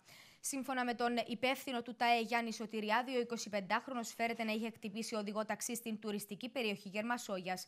Σύμφωνα με καταγγελία που έκανε ο οδηγός ταξί, ο 25χρονος οδηγούσε με χαμηλή ταχύτητα όταν ο οδηγός ταξί του κόρναρε και τότε ο ύποπτος κατέβηκε από το αυτοκίνητό του και τον χτύπησε στο πρόσωπο και στο κεφάλι. Εντός του οχήματος επέβαιναν ακόμα 2 πρόσωπα, σύμφωνα με την αστυνομία. Ο οδηγός ταξί μεταφέρθηκε με ασθενοφόρο στο τμήμα πρώτων βοηθειών του Γενικού Νοσοκομείου Λεμεσού, όπου του έγιναν ιατρικές εξετάσεις. Εναντίον του 25χρονου εκδόθηκε ένταλμα σύλληψης, το οποίο εκτελέστηκε στην ιδιωτική κλινική, όπου νοσηλεύεται μετά το τροχαίο. Η χειροβομβίδα που ήταν τοποθετημένη μέσα σε κουφάλα δέντρου σε χάρτινη σακούλα προκάλεσε συναγερμό στην Κυπριακή αστυνομία το απόγευμα της Κυριακής. Σύμφωνα με τον εκπρόσωπο της αστυνομίας Ανδρέα Αγγελίδη, έχει σταλεί για επιστημονικές εξετάσεις. Ο κύριος Αγγελίδης, σε δηλώσεις του στο Capital, ανέφερε ότι η χειροβομβίδα ήταν σε μη χρησιμοποιήσιμη κατάσταση, καθώς ήταν τουρκικής προέλευσης. Επιπλέον, διερευνάται για το πού προοριζόταν η χειροβομβίδα αυτή. Η χειροβομβίδα βρισκόταν μέσα σε μια χάρτινη σακούλα, την οποία είδε ένας περαστικός στην οδό Γερμανού Πατρών στη Λευκοσία και κάλεσε την αστυνομία.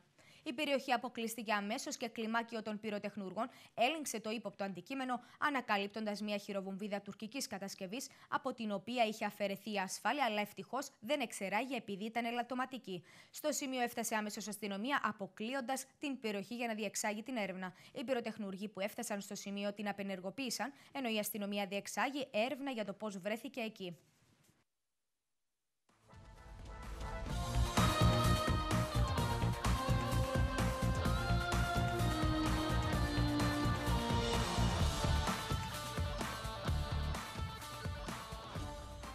Επιστρέψαμε κοντά σας και με αφορμή την επικείμενη Παγκόσμια ημέρα κατά του καπνίσματος το 2017 που είναι στις 31 Μαΐου και στόχο την ενημέρωση του κοινού για τις σοβαρές επιπτώσεις του τσιγάρου στην υγεία ενεργών και παθητικών καπνιστών, αλλά και για τα ωφέλη από την έγκαιρη πρόληψη και τη διακοπή του καπνίσματος. Ανοίγουμε τον φάκελο υγεία και για να συζητήσουμε το θέμα αυτό έχουμε κοντά μας τον Διευθυντή του Ογκολογικού Τμήματος του Νοσοκομείου Λεμεσού, Δόκτωρα Σίμω Μαλά, κλινικό ογκολόγο. Γιατρέ μου, καλό μεσημέρι, καλώς ήρθατε στην εκπομπή. Καλό μεσημέρι. Θέλω να μας πείτε ποιος είναι καταρχήν ο φετινός στόχος της εκστρατείας του Υπουργείου Υγείας. Φετινός στόχος του Υπουργείου Υγείας είναι να επαναλάβει αυτά που λέμε κάθε χρόνο. Οπωσδήποτε η πρόληψη προλαβαίνει και οπωσδήποτε θέλουμε να έχουμε όσο πιο λίγους θανάτους από το κάπνισμα. Μάλιστα. Άρα είναι περαιτέρω διαφώτιση, ενημέρωση. Αυτό που κάνουμε κάθε χρόνο. Και συνειδητοποίηση στον κόσμο ότι το κάπνισμα είναι βλαβερό, άρα αν είναι δυνατό, αν καπνίζουμε να το σταματήσουμε. Αν δεν καπνίζουμε, είναι καλό να μην τα αρχίσουμε. Σύμφωνα με τα τελευταία στατιστικά στοιχεία που έχετε, γιατρέ μου, υπάρχει αύξηση ή μείωση του καπνίσματος στην Κύπρο? Υπάρχει δυστυχώς ακόμη αύξηση του καπνίσματος και ο κάθε ένας από εμάς μπορεί να το δει με το να κυκλοφορήσει στην ωραία Λεμεσό και να επισκεφτεί τις καφετερίες να δει τι γίνεται. Είναι κρίμα που το λέω αυτό, αλλά βλέπω εγώ και πιο νεαρό κόσμο να καπνίζει, ιδίως κορίτσια στην ηλικία των 15 με 25, που νομίζουν κατά λάθος ότι με το κάπνισμα θα ανεβούν κοινωνικά ή θα εξυψωθούν με άλλους ανθρώπους οι οποίοι καπνίζουν.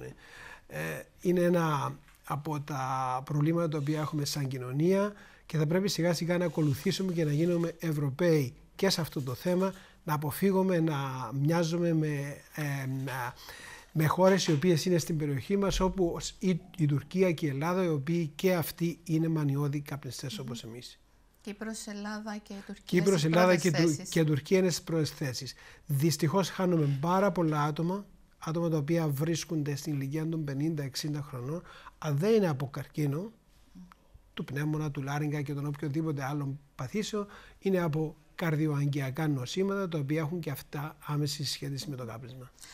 Για ποιες άλλες παθήσεις ευθύνεται το κάπνισμα? Εκτός από τον καρκίνο, το οποίο εκεί έχουμε πάρα πολλά προβλήματα με τον πνεύμονα. Ξέρουμε ότι 90% των καρκινοπαθών από πνεύμονα έχουν καπνίσει και ένα μόνο 5 με 10% είναι πιθανόν παθητικοί καπνιστές.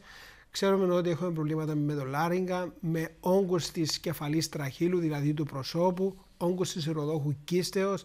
Ξέρουμε ότι δημιουργά τα εμφράγματα, καρδιακά νοσήματα, αγκιακά νοσήματα.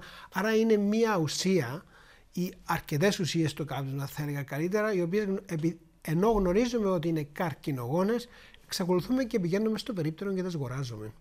Είναι ο εθισμός, νομίζω, που μας οδηγεί. Είναι ο εθισμός στην νοικοτήνη και σε ένα σωρό άλλες ουσίες που έχει το κάπνισμα. Αλλά θα πρέπει οπωσδήποτε να πάμε να διαπαιδαγωγήσουμε ιδίως την νεολαία. Εγώ θα έλεγα οι εκστρατείες αυτές να γίνονται ακόμη και στο δημοτικό, στο γυμνάσιο, πριν ο έφηβος μπει στους χώρους του λυκείου, πριν μπει ο έφηβος στο στρατό, να αρχίσουμε σιγά σιγά να διαπαιδαγωγούμε ότι το κάπνισμα είναι βλαβερό, θα πρέπει να το συνειδητοποιήσουμε, και ότι είναι βλακεία να ξοδεύουμε καθημερινά 4 με 5 ευρώ για να αγοράζω τον καρκίνο από τα περίπτερα ή από τις υπεραγορές. Ναι, γιατί εκτός από την υγεία μας κάνει και κακό στην τσέπη μας. Εγώ έχω υπολογίσει ότι 1 με 2 πακέτα την ημέρα είναι 2.500 με 3.000 ευρώ το χρόνο. Πιστεύω ότι ο σύζυγος ή η σύζυγος θα μπορούσε άνετα με τον σύντροφό του ή με το τέριν του να πάει οπουδήποτε διαλέξει, να έχει τις διακοπές του ή να αγοράσει οτιδήποτε θέλει, αφού ξέρουμε ότι είναι βλαβερό. Επίσης, έχω σημειώσει κάποια θεματάκια που μπορεί να προκαλέσει το κάπνισμα. Θα ήθελα να μας τα επιβεβαιώσετε εσείς. Ναι. Μείωση της ανδρικής γονιμότητας. Ναι. Έχει και αυτόν παρατηρηθεί σε έρευνες οι οποίες έχουν γίνει ότι μειώνει τον αριθμό των σπερματοζωαρίων τα οποία υπάρχουν μέσα στο σπέρμα. Σταδιακή βλάβη στα μάτια. Σταδιακή βλάβη στα μάτια είναι και αυτό ένα από τα θέματα τα οποία έχουμε με πάρα πολλά προβλήματα στους οφθαλμούς. Πρόωρη απώλεια δοντιών. Πρόωρη απώλεια δοντιού γίνεται λόγω ότι έχουμε κακή στοματική υγιεινή. Το να ξέρετε ότι οι ουσίες οι οποίες βάζουμε διαμέσου του στόματος δημιουργούν και προβλήματα στοματικά. Άρα δημιουργούν κακή υγιεινή στα δόντια με απώλεια δοντιών και όλα αυτά τα προβλήματα που υπάρχουν. Πρόωρη γύραση δέρματος, νομίζω ναι, αυτό το γνωρίζουμε πολύ καλά. Αν και το γνωρίζουμε, τρέχουμε εμείς οι κοπέλες ή εσείς οι κοπέλες να πάρετε τις κρέμες σας από τα οποιαδήποτε αυτά και γιατί να μην τις πάρετε, αλλά από την άλλη στη τσάντα υπάρχει το πακέτο με τα τσιγάρα το οποίο ή το ένα κάνεις ή το άλλο. Δηλαδή εκείνη που πιστεύω και οι κοπέλες θα πρέπει να το δουν. Δηλαδή τα κίτρινα τα δόντια. Είναι καλό να έχει μια κοπελίτσα των 30-40 χρονών κίτρινα δόντια διότι καπνίζει. Είναι καλό να ξέρει ότι το κάπνισμα θα κάνει μια πολύ κακή επιδερμίδα. Και έχω αρκετές φωτογραφίες τις οποίες θα μπορούσα να δείξω σε κοπέλες. Και από την άλλη να πηγαίνω διότι είμαι εθισμένη να το καταναλώνω, να το αγοράζω. Μείωση του δείκτη νοημοσύνης. Μείωση του δείκτη νοημοσύνης δεν πιστεύω ότι πάρα πολύ ευσταθεί αυτό το πράγμα, διότι εντάξει, αυτό είναι σε υπερβολικές καταναλώσεις νοικοτήνης. Πλήξη της μνήμης. Και αυτόν εντάσσεται σε αυτό που σας έχω πει τώρα. Οι γυναίκες που μπορεί να πάσχουν από οστεοπόρωση μπορεί να υποφέρουν περισσότερο. Μπορεί να υποφέρουν περισσότερο και το άλλο οπωσδήποτε θέμα εγκυμοσύνης. Εκεί είναι κόκκινη κάρτα. Κόκκινη κάρτα για τις κοπελές οι οποίες είναι εγκυμονούσες να καπνίζουν. Δεν υπάρχει. Δηλαδή, ρωτήσανε εκείνο το παιδάκι στην κοιλιά τους αν ήθελε να αναπνέει. Τι επιπτώσεις έχει στο έμβριο? Το έμβριο θα γεννηθεί με πιο μικρό βάρος.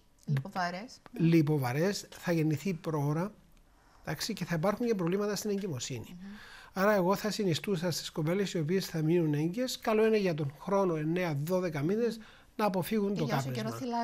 Και για όσο καιρό θυλάζουν, αλλά ακόμα και όταν το παιδί γεννηθεί, από τη μια το βάζουμε στο παιδικό κάθισμα, του βάζουμε τη ζώνη μας για να μην πάθει τίποτα το παιδάκι, αλλά από την άλλη εμείς έχουμε το air condition, το σύστημα κλιματισμού στο αυτοκίνητο, τα τσάμια πάνω και εμείς καπνίζουμε μέσα στο αυτοκίνητο.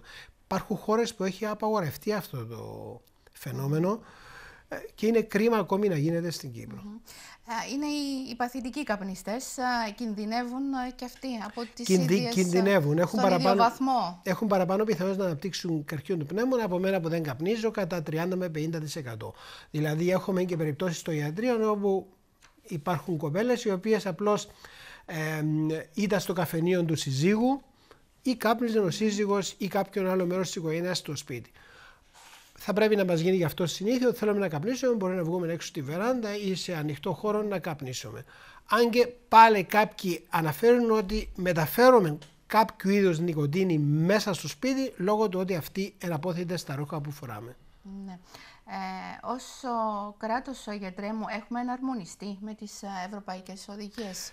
Δυστυχώς έχουμε ξεδοντιάσει το νομοθέτημα το οποίο είχαμε με την απόφαση της Βουλής το Φεβρουάριο και είναι για αυτό που και σαν Εθνική Επιτροπή του Καρκίνου που έχω την τιμή να συμμετέχω, αλλά και σε άλλα όργανα όπως την Ογκολογική Εταιρεία, θα προσπαθήσουμε να κάνουμε τις νομοθεσίες μας όσο πιο ευρωπαϊκές γίνεται. Δεν θα έλεγα όσο πιο αυστηρές γίνεται, διότι τις έχουμε χαλαρώσει τελευταία. Έχουμε επιτρέψει το κάπνισμα στο καζίνο, έχουμε επιτρέψει το κάπνισμα σε αρκετούς χώρους, δηλαδή έχουμε πάει πίσω από τον νόμο που είχαμε πριν από χρόνια. Θέλουμε να μειώσουμε τους καπνιστές στην Κύπρο? Αν το θέλουμε να μειώσουμε, θα πρέπει οπωσδήποτε να νομοθετήσουμε τέτοια μέτρα ώστε ο καπνιστής να το σκεφτεί μία και δύο φορές. Γιατί να πληρώνω εγώ την ίδια ανασφάλεια με κάποιον ο οποίος καπνίζει, που έχει παραπάνω πιθανότητες να πάθει το έφραγμα του, να χρειαστεί στεν, να πάθει τον καρκίνο του, να χρειαστεί πολυδάπανες θεραπείες. Γιατί, και το βλέπουμε από τη δεκαετία του 60, έχει αποδειχθεί ότι το κάπνισμα είναι θανατηφόρο. Γιατί να μην πάμε κι εμείς όπως άλλες πόλεις, άλλες χώρες και να προσπαθήσουμε να βάλουμε φραγμούς σε αυτό το πράγμα. Αλλά θα πρέπει να ξεκινήσουμε, σας είπα, από πολύ μικρή ηλικία. Πάντως οι καπνιστές έχουν παρατηρήσει τον τελευταίο χρόνο τουλάχιστον ότι υπάρχει στα πακέτα αυτή η προειδοποιητική εικονογράφηση. Και αρχίσαν και κυκλοφοράνε πακέτα, αλλά τα οποία τοποθετούν τα πακέτα τους μέσα για να μην το βλέπουν αυτό το πράγμα. Το οποίο είναι το νέο αγόρασμα που υπάρχει στα περίπτερα τώρα, όπως έχω πληροφορηθεί. Είναι και αυτό ένα μέτρο. Είναι και αυτό ένα μέτρο αποτρεπτικό. Έχει εφαρμοστεί σε πάρα πολλές χώρες. Το άλλο αποτρεπτικό μέτρο είναι να αυξηθεί το τσιγάρο, η τιμή του πακέτου να πάει στα 10 ευρώ. Θες να καπνίσεις, θα το σκεφτείς 3 φορές. Ξόδεψε και παραπάνω με αυτήν την κρίση που έχουμε τώρα την οικονομική, και πάρα πολλά άλλα πράγματα. Στην Αυστραλία που ήμουν τελευταία, απαγορεύεται να καπνίσεις και στον δρόμο. Ναι. Και εμειώσαν τους καπνιστές μας και εμειώσαν τους καπνιστές τους στο 10%. Σου λέγει, δεν μπορώ εγώ σαν κράτος να ξοδεύω για σένα. Ναι, βέβαια και από την άλλη οι καπνιστές φωνάζουν ότι είναι δικαίωμά τους να καπνίζουν. Δικαίωμα τους Αν είναι να θέλουν καπνίζουν, να κάνουν κακό στην υγεία τους, δεν αφορά κανέναν. Δικαίωμα τους είναι να καπνίζουν, από την άλλη όμως είναι και δικαίωμα εμέναν και εσάς να πάτε σε ένα εστιατόριο, να διασκεδάσετε και να μην έχετε να αναπνεύσετε τους καπνούς οι οποίοι θα εμφανιστούν μετά τις 10-10.30 το βράδυ, όταν θα αρχίσει να μπαίνει το κέφι. Δηλαδή θα πρέπει να σεβαστεί ο ένας το δικαίωμα του άλλου. Δεν μπορώ να πληρώνω εγώ εκεί το κάθισμά μου 30, 40, 50 ευρώ για να καθίσω με την οικογένεια μου να φάω, και επειδή επέλεξα να μην είμαι καπνιστής, να ανέχομαι τον πούρο το κάπνισμα του διπλανού, διότι ήρθε σε κέφι μετά τις 10.30 και η ταβέρνα θα πρέπει να τους βολέψει. Οι καπνιστές είναι η μειοψηφία. Είναι το 25 με 30% του πληθυσμού. Θα πρέπει η υπόλοιπη το 70% του πληθυσμού να διεκδικήσει τι πρέπει. Και τα παιδιά μου εμένα, τα οποία είναι φοιτητές, πείτε μου ένα χώρο στη Λεμεσόν που θα μπορούν να διασκεδάσουν με τους φίλους τους και να μην υπάρχει καπνός. Ένα χώρο.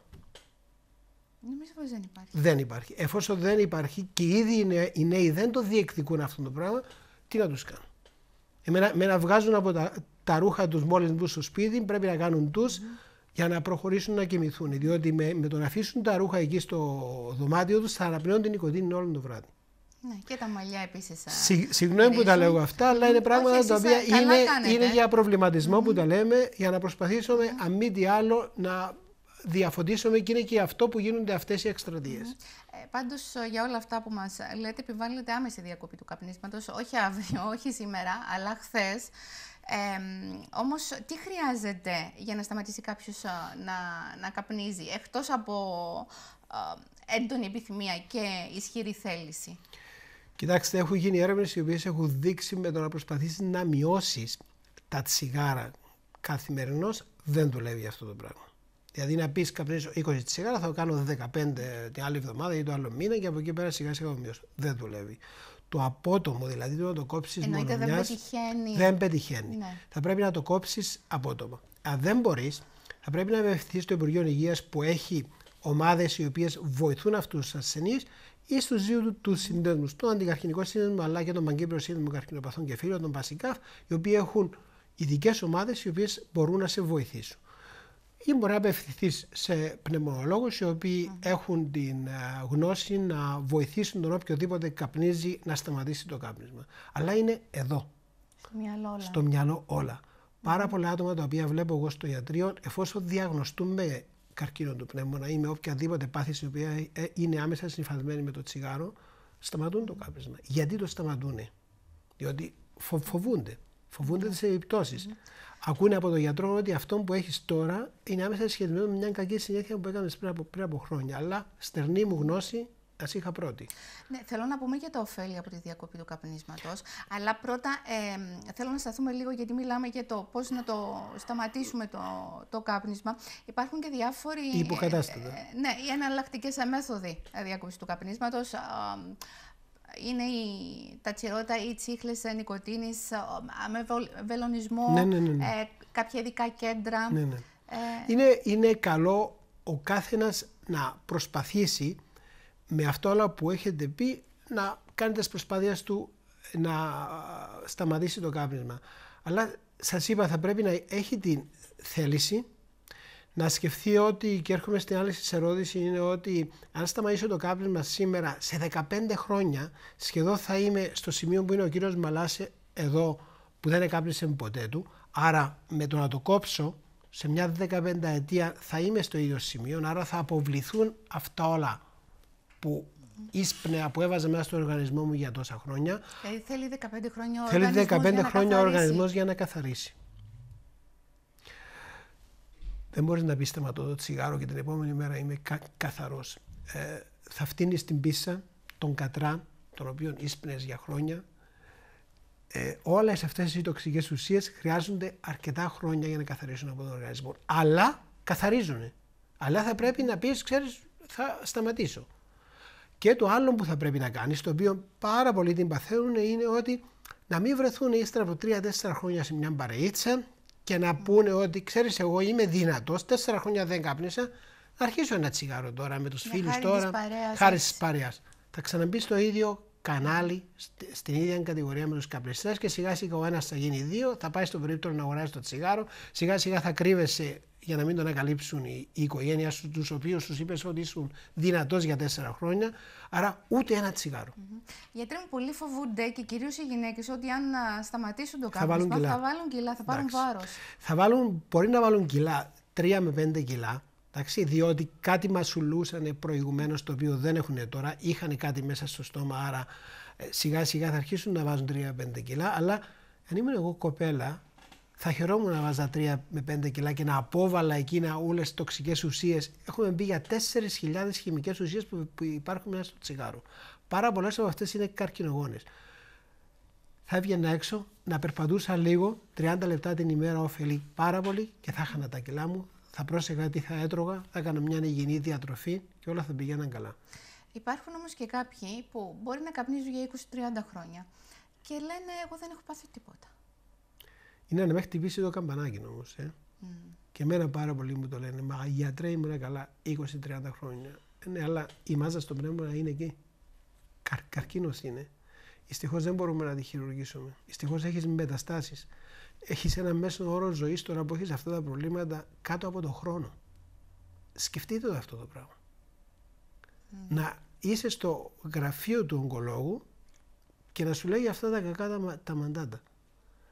Και να πεις, δεν υπάρχει κάποιος ο οποίος είναι άτρωτος. Αν δεν είναι κοντά μας που θα έρθει, θα πάει απέναντι στους καρδιολόγους. Στους διαβητικούς για αγκιοπάθειες ένα σωρό. Ναι. Αν κάποιος καπνιστής κάνει κάθε χρόνο ακτινογραφία του θώρακα, πνεύμονα. Ακτινογραφία του θώρακα δεν θα βοηθήσει. Τελευταία στην Αμερική έχουν γίνει έρευνες με χαμηλής δόσης αξονικούς.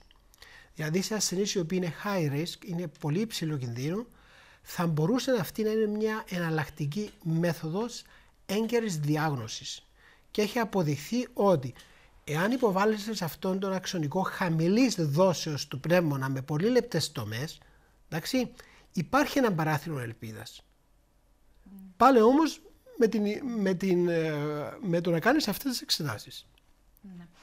Δεν ξέρω αν θέλετε να συμπληρώσετε κάτι άλλο. Νομίζω είμαστε κατανοητοί. Έχουμε αναφέρει ότι το τσιγάρο βλάπτει, θα πρέπει να το καταλάβουμε. Εάν το γνωρίζουμε και δεν κάνουμε τίποτα, είναι καλό να το κόψουμε όσο γίνεται πιο γρήγορα. Και εμείς οι γιατροί, εμείς οι ογκολόγοι θέλουμε να βλέπουμε πιο λίγα περιστατικά. Βλέπουμε γύρω στα 350 περιστατικά καρκίνου του πνεύμονα κάθε χρόνο. Θα ήθελα να ζήσω να δω 50, να δω 60 το χρόνο. Ή και καθόλου. Αυτό θα ήταν ευχής έργο. Λοιπόν, ευχαριστώ πάρα πολύ για την παρουσία σας. Να είστε καλά και πάμε τώρα, συνεχίζουμε να δούμε τι γίνεται στο Φεστιβάλ Κανών. Λίγο πριν πέσει η αυλαία του 70ου Φεστιβάλ των Κανών, απονεμήθηκαν τα 2 πρώτα βραβεία. Πρόκειται για το Οικουμενικό και εκείνο της Διεθνούς Ένωσης Κριτικών. Το πρώτο έλαβε η ταινία Radiance της Ναόμι Καβάσε. Η δημιουργός από την Ιαπωνία μίλησε στην κάμερα του Euronews.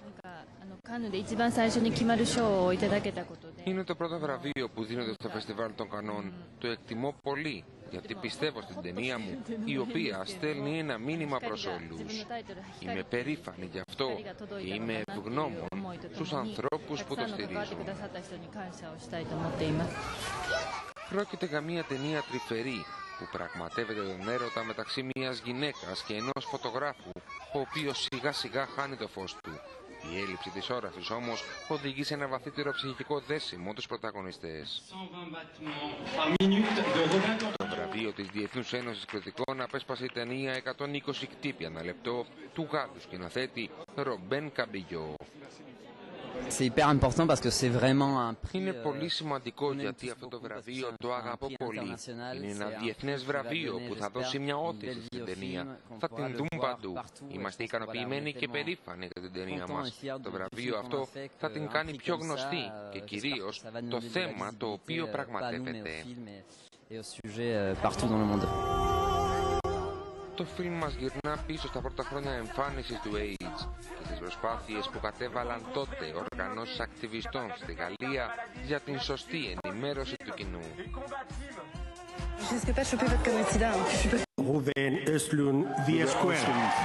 Από το στόμα του Προέδρου της Κριτικής Επιτροπής του Φεστιβάλ των Κανών, Πέδρο Αλμοδοβάρ, ανακοινώθηκε ο μεγάλος νικητής. Ο Χρυσός Φοίνικας πήγε στη σουηδική ταινία The Square του Ρόμπεν Όστλουντ. Εκστασιασμένος ο δημιουργός πανηγύρισε την μεγάλη του επιτυχία. Η σουηδική παραγωγή είναι μια σάτυρα με κεντρικό πρόσωπο τον επιμελητή μιας έκθεσης σε μουσείο σύγχρονης τέχνης. Αυτό το σενάριο ήταν αρκετό για να αποσπάσει τον Χρυσό Φοίνικα. Με το μεγάλο βραβείο της Επιτροπής τιμήθηκε η γαλλική ταινία 120 χτύπητο λεπτό του Ρομπέν Καμπιγιό. Ο δημιουργός παρέλαβε το βραβείο από τον σπουδαίο Έλληνα σκηνοθέτη Κώστα Γαβρά. Πρόκειται για μια ταινία με κοινωνικό χαρακτήρα, καθώς πραγματεύεται τραγικές ιστορίες του ιού AIDS στη δεκαετία του 90.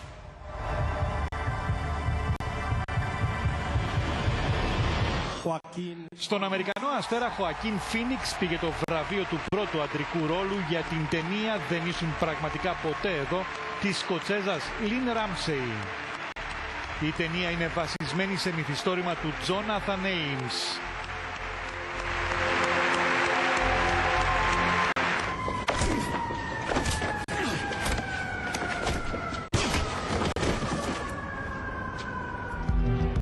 Ένα ειδικό βραβείο για τα 70 χρόνια του Φεστιβάλ των Κανών απονεμήθηκε στην ηθοποιό Νικόλ Κίτμαν, που φέτος είχε την τιμητική της καθώς πρωταγωνιστούσε σε 3 ταινίες οι οποίες προβλήθηκαν στο πλαίσιο του Φεστιβάλ των Κανών.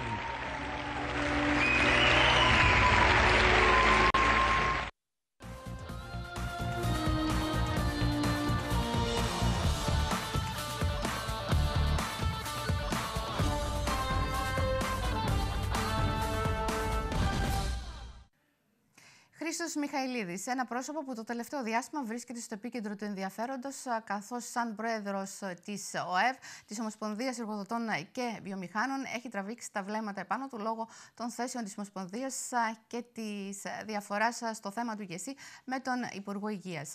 Ο κ. Μιχαηλίδης είναι το σημερινό το πρόσωπο της εκπομπής και μέσα στην επόμενη μισή ώρα θα προσπαθήσουμε να κάνουμε μια αναδρομή στη ζωή και την πορεία του, αλλά θα συζητήσουμε και για τα σημαντικά θέματα που απασχολούν τον Κύπριο πολίτη. Κύριε Μιχαηλίδη, καλώς ήρθατε στην εκπομπή. Χαίρομαι που είστε κοντά μας σήμερα. Καλώς σας βρήκα. Όπως είπα, θα κάνουμε μια αναδρομή και στη ζωή σας, στην πορεία σας, για να φτάσουμε στο σήμερα και στις διαφορές με τον Υπουργό Υγείας στο θέμα του ΓΕΣΥ. Όμως πρώτα να ξεκινήσουμε με τα παιδικά χρόνια. Γεννηθήκατε στη Λεμεσό, περιοχή Αγίου Νεκταρίου. Σωστά? Πολύ σωστά. Ποιες είναι οι μνήμες σας από τη Λεμεσό εκείνης της εποχής και από τη γειτονιά που μεγαλώσατε? Θα έλεγα οι καλύτερες. Με πολύ νοσταλγία. Ξέρετε, ζούσαμε τότε σε έναν αυθεντικό, απλό κόσμο που η ζωή ήταν πολύ πιο ξέγνιαστη και λόγω ηλικίας βέβαια, αλλά και οι συνθήκες της ζωής ήταν πολύ διαφορετικές. Μεγάλωσα σε μια φτωχογειτονιά στο Άγιο Νεκτάριο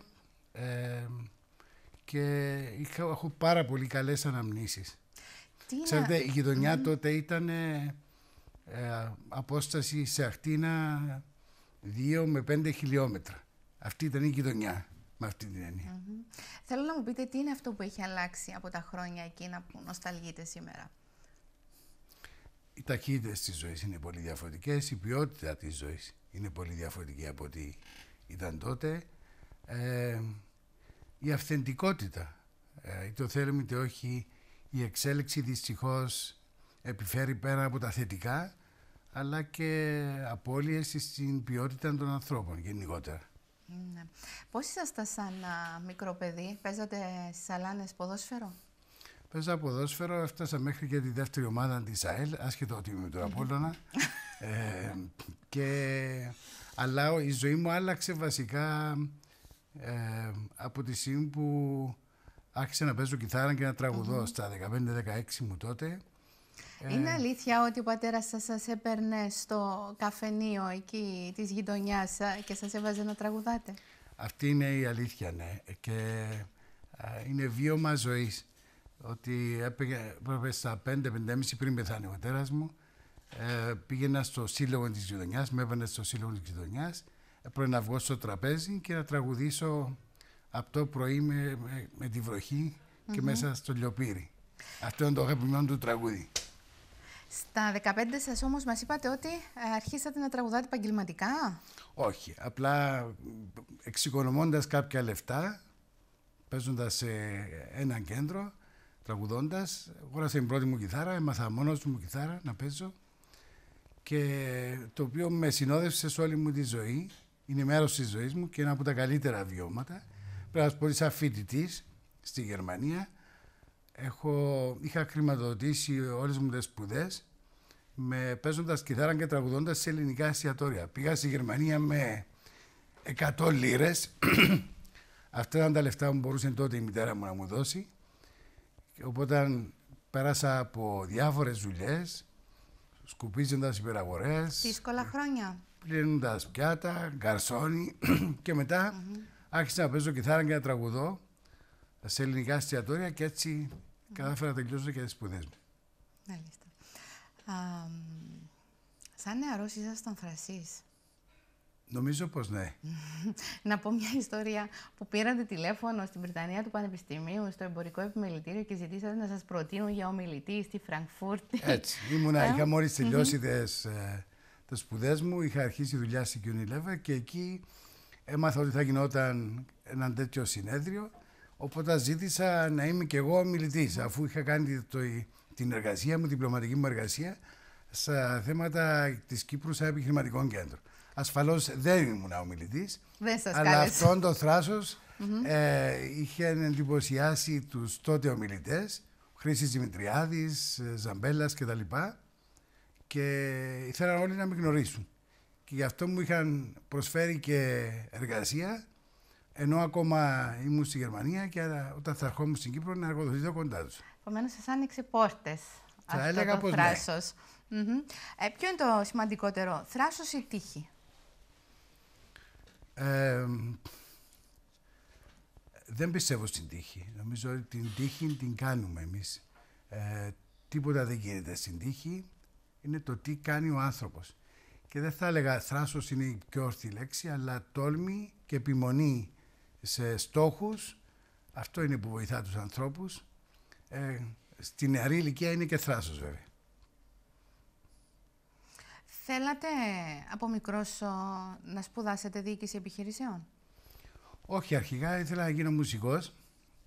Απλά όταν ήμουν ακόμα φαντάρος, προβληματιζόμενος και ερχόμενος από μια φτωχή οικογένεια, θεώρησα ότι θα ήταν αδύνατο να ζήσω, να έχω αρκετά εισοδήματα στη Βιοπάλη γενικότερα, εάν ερχόμουν στην Κύπρο με ένα πτυχίο μουσικής την τότε εποχή. Γι' αυτό και είπα ότι θα πρέπει να κάνω κάτι το οποίο να μου προσφέρει σταθερότητα στη ζωή μου και η μουσική θα είναι αυτό το οποίο με ευχαριστεί, όπως και συμβαίνει. Και φαντάζομαι όταν βρίσκεστε με τους φίλους σας σε μια παρέα, τους τραγουδάτε κιόλας. Χωρίς ενδιασμό.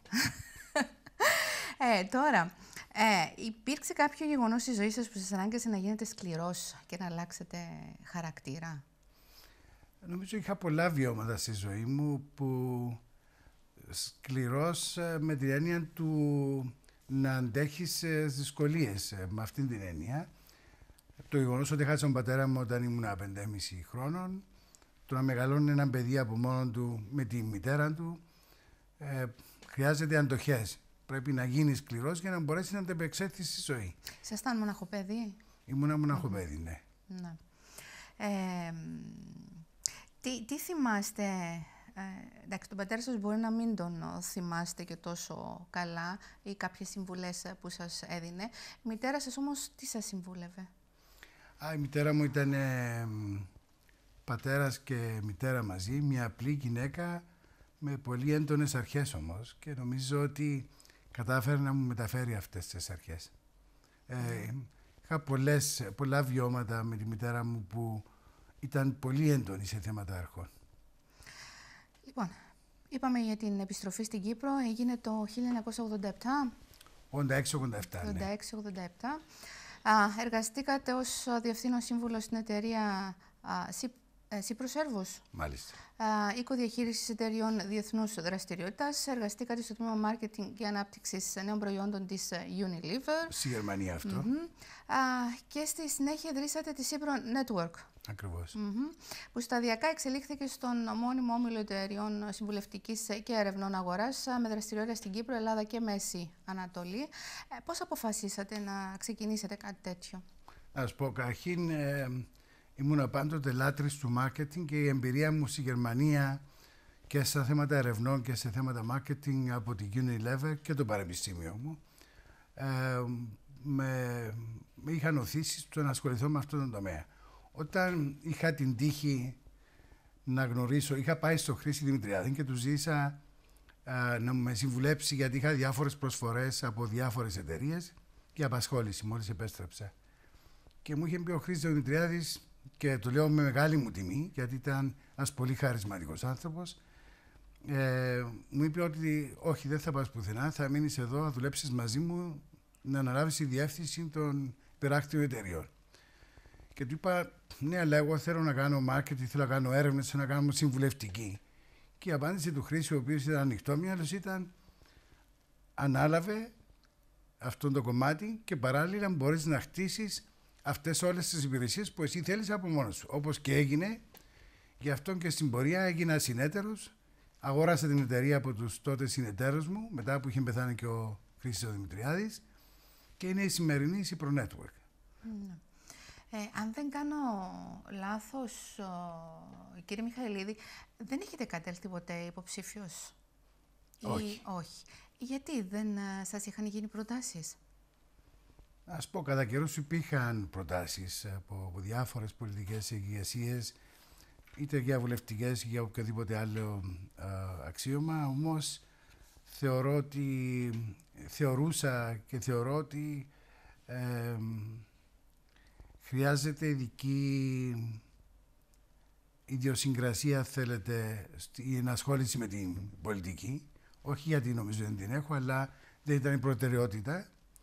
Και κατά δεύτερον, θεωρώ ότι στην πολιτική, δυστυχώς, και θα μου επιτραπεί μόνο να το γενικεύσω, γιατί θα ήταν λάθος να είμαι δογματικός για αυτή την τοποθέτηση, αλλά συνήθως στην πολιτική στην Κύπρο είναι αυτοί που είναι λιγότερο πετυχημένοι που δραστηριοποιούνται.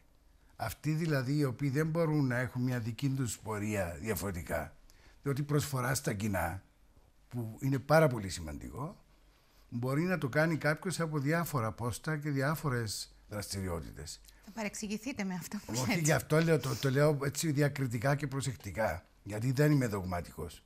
Απλά σε ένα μεγάλο βαθμό λέω ότι στην πολιτική δεν παίρνουν οι πιο πετυχημένοι ή οι πετυχημένοι, χωρίς να σημαίνει ότι δεν έχουμε και καλούς πολιτικούς, και δεν είμαι απόλυτος για αυτό το θέμα. Υπήρξαν λάθη που κάνατε στη ζωή σας που σας τύχησαν είτε επαγγελματικά είτε προσωπικά? Άπειρα, σίγουρα. Ξέρετε, στη ζωή μας ή θα πρέπει να παίρνουμε αποφάσεις και να προχωρούμε μπροστά, ή να μην παίρνουμε αποφάσεις και να μένουμε στάσιμοι. Ό,τι και αυτό σημαίνει. Και στην προσωπική μου ζωή και στα επαγγελματικά, σίγουρα έχω κάνει λάθη. Πιθανόν να έχω κάνει και πολλά λάθη. Αλλά αυτή είναι η ζωή. Αν γυρνούσατε το χρόνο πίσω, υπάρχει κάτι που θα αλλάζατε? Νομίζω πως όχι. Δηλαδή, η ζωή μας είναι μαζί με τα λάθη μας. Και σίγουρα θα επιδίωκε κάποιος να απέτρεπε κάποιο λάθος, αλλά στο σύνολο νομίζω δεν θα αλλάζα τη ζωή μου. Η πορεία όπως έχει εξελιχθεί είναι αυτή που θα έπρεπε, κατά την άποψή μου. Ναι. Κύριε Μιχαηλίδη, μπήκατε στο τιμόνι της Προεδρίας της ΟΕΒ το 2014. Ποιος ήταν ο λόγος που βάλατε υποψηφιότητα? Τη θέση διεκδικούσαν τότε επίσης η κυρία Δήμητρα Καραντόκη και ο Λάκης Τουφαρίδης. Και τι είναι αυτό που είπατε ότι θα αλλάξετε κατά τη διάρκεια της θητείας σας? Να σας πω κάτι. Η ΟΕΒ είναι ένας, θα τολμήσω να πω, γιγαντιαίος οργανισμός με τεράστιες δυνατότητες, και η εκτίμηση μου ήταν ότι ενώ η προσφορά ήταν τεράστια πάντοτε με το ρόλο της και το σκοπό της, θα μπορούσε να προσφέρει πολύ περισσότερα από αυτά που πρόσφερε μέχρι εκείνη τη στιγμή.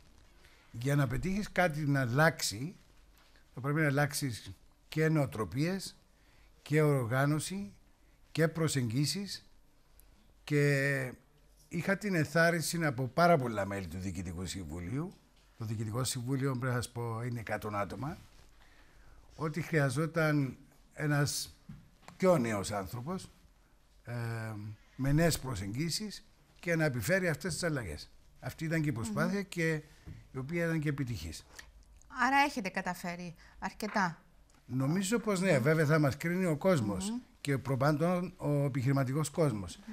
Απλά θεωρώ ότι οι φορείς όπως η ΟΕΒ και το ΚΕΒΕ έχουν τεράστιες ευθύνες για να προστατεύσουν την οικονομία και να δώσουν νέες ιδέες και προσεγγίσεις, να λειτουργούν δηλαδή ως συμβούλοι και στις κυβερνήσεις και στον πολιτικό κόσμο, στα κόμματα, για να βοηθήσουμε το χώρο, τη χώρα επιχειρηματικά να αναπτύσσεται. Διότι ξέρετε, χωρίς επιχειρηματική ανάπτυξη, αυτή είναι η πραγματικότητα.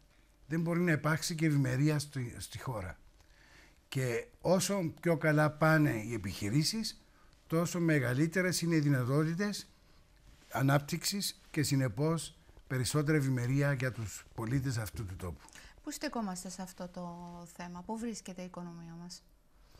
Να σας πω, νομίζω καταρχήν ότι είμαστε γενικά στη σωστή κατεύθυνση. Νομίζω ότι οι χειρισμοί οι οποίοι έγιναν από πλευράς κυβέρνησης ήταν προς τη σωστή κατεύθυνση, δηλαδή διαχειριστικά, ήταν προς τη σωστή κατεύθυνση. Αυτό που εμείς λέμε περισσότερο σαν Ομοσπονδία είναι ότι χρειαζόμαστε και χρειαζόμαστε ακόμη περισσότερα πρακτικά μέτρα που θα βοηθήσουν πραγματικά τις επιχειρήσεις. Θα πρέπει κάποιος να λάβει υπόψη, κυρία Φλωρίδου, ότι σήμερα μία στις δύο επιχειρήσεις ακόμα δηλώνουν ότι έχουν σοβαρά προβλήματα. 3 στις 4 επιχειρήσεις δηλώνουν προβλήματα και μάλιστα οι 2 στις 4 δηλώνουν σοβαρά προβλήματα. Σκεφτείτε ότι είμαστε σε ένα περιβάλλον όπου δεν υπάρχει χρηματοπιστωτικός τομέας. Μιλούμε για επιχειρήσεις οι οποίες βίωσαν αυτήν την τρομερή κατάσταση μετά το 2013. Λιγότερα κέρδη, λιγότερο κύκλο εργασιών, λιγότερες εισπράξεις λόγω συνθηκών στην αγορά, χωρίς χρηματοπιστωτικό τομέα. Είναι ένα μικρό θαύμα αυτό που έχουν κάνει οι κυπριακές επιχειρήσεις και πρέπει πραγματικά να πιστώσουμε τον επιχειρηματικό κόσμο. Ναι. Λοιπόν, για εσύ τώρα, ένα θέμα που καίει πάρα πολύ κόσμο. Θέλουμε να μας εξηγήσετε με απλά λόγια, για να το καταλάβουμε όλοι, τι είναι αυτό που προτείνετε εσείς και σε τι διαφωνείτε με το σχέδιο και γιατί προκαλεί την έντονη αντίδραση του Υπουργού Υγείας, ο οποίος ο κ. Γιώργος Παμπορίδης είπε χαρακτηριστικά ότι η ΟΕΒ προσπαθεί να σπηλώσει την προσπάθεια για το ΓΕΣΥ. Νομίζω είναι ουτοπία. Δεν ξέρω τις σκοπιμότητες, αν έχει σκοπιμότητες ο κύριος Υπουργός, ή ποιοι είναι οι δικοί του στόχοι προσωπικοί της κυβέρνησης και είναι σεβαστές μέχρι του σημείου που δεν επηρεάζει το κοινό συμφέρον. Εμείς δεν έχουμε σπηλώσει με οποιοδήποτε τρόπο τις προσπάθειες για την εφαρμογή ενός σχεδίου υγείας και πιστεύω ακράδαντα ότι κάθε ευημερούσα κοινωνία πρέπει να έχει ένα σχέδιο υγείας. Εκείνο που διαφωνούμε με τον κύριο Υπουργό είναι στη φιλοσοφία. Στον τρόπο που έχει σχεδιαστεί, που σχεδιάστηκε πριν 20 χρόνια αυτό το σχέδιο Και γιατί αυτό το σχέδιο έχει σήμερα τεράστια κενά που μας επιτρέπει να φοβούμαστε ότι κινδυνεύουμε να μπούμε σε μια νέα διαδικασία ενός νέου, αν θέλετε, μνημονίου λόγω της δικής μας ανικανότητας να τα διαχειριστούμε ή να σχεδιάσουμε ή να διαχειριστούμε αυτό το πράγμα. Και να σας πω πρακτικά κάποια πράγματα. Πρώτα απ' όλα, δεν ξέρουμε το κόστος. Λέει ο Υπουργός, μα γνωρίζουμε το κόστος. Γνωρίζουμε έναν κόστος όπως έχει προσδιοριστεί σήμερα. Δεν λαμβάνουμε υπόψη, παραδείγματος χάρη, ότι η μελέτη της ΜΕΣΕΤ που επικαλείται ο Υπουργός δηλώνει ότι στην παραμετροποίηση θα γινόταν 40% μείωση μισθολογικών δεδομένων που δεν έχει γίνει. Αυτό μιλούμε για μεγάλο, πολύ μεγάλο κόστος που δεν λαμβάνεται υπόψη σε αυτόν τον σχεδιασμό. Σε αυτόν τον σχεδιασμό δεν λαμβάνονται επίσης υπόψη οι όποιες αυξήσεις δίνονται εδώ και τους τελευταίους μήνες και που συνεχίζουν και που έρχονται με τους γιατρούς και όλους τους άλλους που θα δοθούν οι αυξήσεις. Και το θέμα μας δεν είναι οι γιατροί, οι νοσηλευτές, είναι η φιλοσοφία και το κόστος. Άρα κανείς δεν μας έχει πει ποιο είναι το κόστος. Ακούμε απλώς για τις συμφωνίες. Και το τρίτο, δεν έχει συμφωνηθεί, κύριε Φλωρίδου, το κόστος, το πρωτόκολλο δηλαδή και οι αμοιβές των γιατρών και των ιδιωτικών κλινικών. Και διαρωτάται κανείς, πώς μπορώ να ξέρω το κόστος όταν δεν έχω συμφωνήσει μαζί με τους γιατρούς και τις ιδιωτικές κλινικές, οι οποίες παρέθεση είναι το 50% των συνολικών κλινών στην υγεία. Άρα πώς έχουμε προσδιορίσει το κόστος? Άρα η πρώτη μας ανησυχία είναι το κόστος, το οποίο δεν ξέρουμε το πραγματικό κόστος. Μπορεί να λέει ο Υπουργός ότι το γνωρίζουμε, αλλά εμείς θεωρούμε ότι δεν έχει ακόμη προσδιοριστεί, εξού και η μελέτη του οικονομικού αντίκτυπου που γίνεται σήμερα από το Υπουργείο Οικονομικών. Συνεπώς, ας περιμένουμε να γίνει η μελέτη και να ξέρουμε ποιο είναι το κόστος. Η πρώτη παράμετρος. Η δεύτερη παράμετρος, το νομοσχέδιο σήμερα μιλά για το 2019 το Μάιο να ξεκινήσουν οι συνεισφορές. Πώς θα ξεκινήσουν οι συνεισφορές όταν η αυτονόμηση θα ακολουθήσει μετά από 1,5 χρόνο, που δεν είναι και ρεαλιστικό χρόνος για υλοποίηση, αλλά στην τελευταία διακήρυξη που υπόγραψε με άλλους κοινωνικούς εταίρους, μιλά για 5 χρόνια. Δηλαδή θα ξεκινήσουμε τις συνεισφορές έστω και στο 60% ή στο 70% και θα περιμένουμε στα 5 χρόνια να δούμε αν θα γίνει το ΓΕΣΥ. Και η τρίτη παράμετρος. Έχουμε 235.000 ανθρώπους που έχουν σήμερα συμβόλαια ασφάλισης. Τι θα κάνουμε με αυτούς τους ανθρώπους? Θα τους πούμε, σταματάτε, διακόψτε τα συμβόλαια σας, γιατί ενδεχομένως θα κάνουμε και εσύ, διότι περί ενδεχομένως πρόκειται. Ή θα έπρεπε αυτοί οι άνθρωποι να συνυπάρξουν, και η εισήγηση μας είναι, για να το πω σαν παράδειγμα, εάν κάποιος πληρώνει σήμερα μια ασφάλεια ζωής και πληρώνει π.χ. 2,5 ή 3% του συνολικού μισθού, ας πληρώνει το υπόλοιπο στο Ταμείο Κοινωνικής Αλληλεγγύης για να υπάρχει το στοιχείο της καθολικότητας, έτσι, για να καλύπτουν όλο τον κόσμο, σε μια μεταβατική περίοδο 3 χρόνων μέχρι που να εφαρμοστεί το ΓΕΣΥ. Και άμα εφαρμοστεί το ΓΕΣΥ και θα είναι τόσο ποιοτικό όπως εκτιμά ο Υπουργός, ας αποφασίσει ο κόσμος, ας πάνε όλοι στο ΓΕΣΥ. Η θέση σας αυτή δεν γίνεται αποδεκτή? Επί της ουσίας, ξέρετε, όλοι συμφωνούν μαζί μας, αλλά κανένας δεν τολμά να αγγίξει αυτό το θέμα.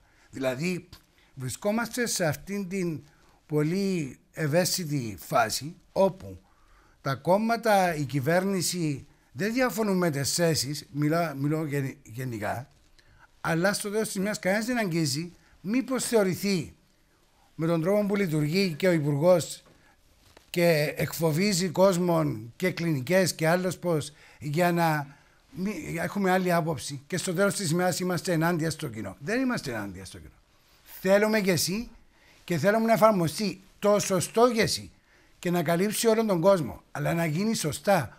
Όχι να ανοίξουμε μια μαύρη τρύπα, να καταρρεύσει ένα σύστημα και να μην ξέρουμε πώς θα αντιμετωπίσουμε αυτό. Θέλει σοβαρότητα και υπευθυνότητα αυτό το πράγμα. Αυτή είναι η σοβαρότητα και αυτή είναι η υπευθυνότητα που χρειάζεται από όλους που εμπλέκονται σε αυτήν τη διαδικασία. Κατανοητά όλα αυτά που μας είπατε. Δυστυχώς ο χρόνος μας έχει τελειώσει. Θέλω να σας ευχαριστήσω πάρα πολύ για την παρουσία σας στην εκπομπή. Εγώ σας ευχαριστώ. Να είστε καλά, καλή συνέχεια και να πάμε στην Κωνσταντίνα Ρουσιά και στο τελευταίο μας σύντομο δελτίο ειδήσεων.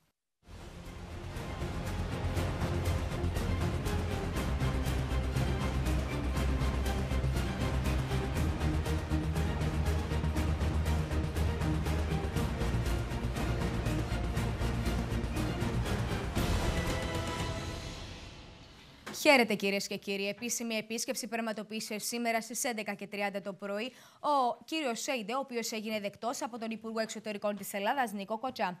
Η Αθήνα εμένει στην άποψή της ότι είναι κέρια σημασίας για την ίδια αλλά και για τη βιωσιμότητα της λύσης για το Κυπριακό να φύγουν τα ξένα στρατεύματα και να μην υπάρχουν εγκύτριες δυνάμεις και με παρεμβατικά δικαιώματα. Αυτό μετέφερε ο Υπουργός Εξωτερικών Νίκος Κοτσάς στον διαμεσολαβητή των Ηνωμένων Εθνών Έσπερ Μπαρθάιντα στη συνάντηση που είχαν προολίγου στην ελληνική πρωτεύουσα. Ο Νορβηγός διπλωμάτης, που σήμερα κιόλας αναχωρεί για Άγκυρα και θα έχει και διαβουλεύσεις και με την Τρίτη με την εγκύτρια δύναμη Βρετανία, δήλωσε ότι η Ελλάδα και η Τουρκία του έχουν δώσει να καταλάβει ότι επιθυμούν να συνεχιστούν οι διαπραγματεύσεις και ότι τελικά η απόφαση για αυτό θα είναι στο χέρι των ηγετών των δύο κοινοτήτων στην Κύπρο, Αναστασιάδη και Ακιτζή. Η πρωτοβουλία για την συνάντηση ανήκει στον κύριο Κοτσά, ο οποίος επικοινώνησε την περασμένη Παρασκευή με τον κύριο Άιντα και τον προσκάλεσε στην Αθήνα προκειμένου να συζητήσουν τις πρόσφατες εξελίξεις στο Κυπριακό. Αυξήθηκε η επιθυμία και η προσδοκία των Τουρκοκυπρίων για λύση, ενώ ποσοστό 41,4% δηλώνει σίγουρα και μάλλον σίγουρα ότι θα ψήφιζε ναι σε ένα σχέδιο που θα προέκυπτε από τις διαπραγματεύσεις των δύο ηγετών, την ώρα που το ποσοστό του μάλλον όχι και σίγουρα όχι είναι 28%, ενώ το 28% δεν απάντησε.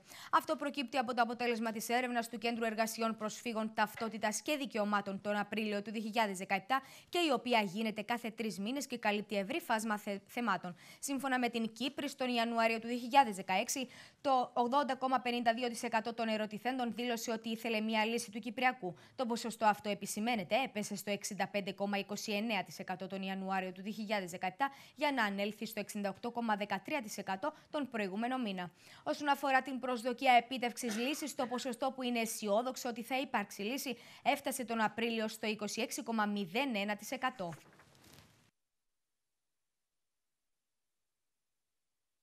Μαχητικό αεροσκάφος τύπου Mirage 2000 κατέπεσε περίπου στις 12:20 το μεσημέρι της Δευτέρας στην περιοχή της Κοπέλου. Σύμφωνα με πληροφορίες, ο χειριστής του μαχητικού πρόλαβε να χρησιμοποιήσει το εκτινασσόμενο κάθισμα και εγκατέλειψε το Mirage με ασφάλεια.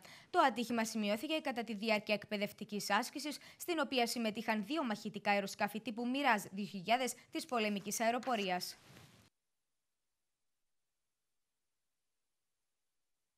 Το Υπουργείο Άμυνας ανακοινώνει την διεξαγωγή της ετήσιας πολυεθνικής άσκησης Αργοναύτης 2017, στην οποία συμμετέχουν με προσωπικό ή και αεροναυτικά μέσα 22 ευρωπαϊκές και άλλες χώρες. Πρόκειται για την μεγαλύτερη άσκηση πολιτικο-στρατιωτικής συνεργασίας που διεξάγεται στην Κύπρο και από πλευράς Κυπριακής Δημοκρατίας συμμετέχουν 24 υπηρεσίες από 8 υπουργεία.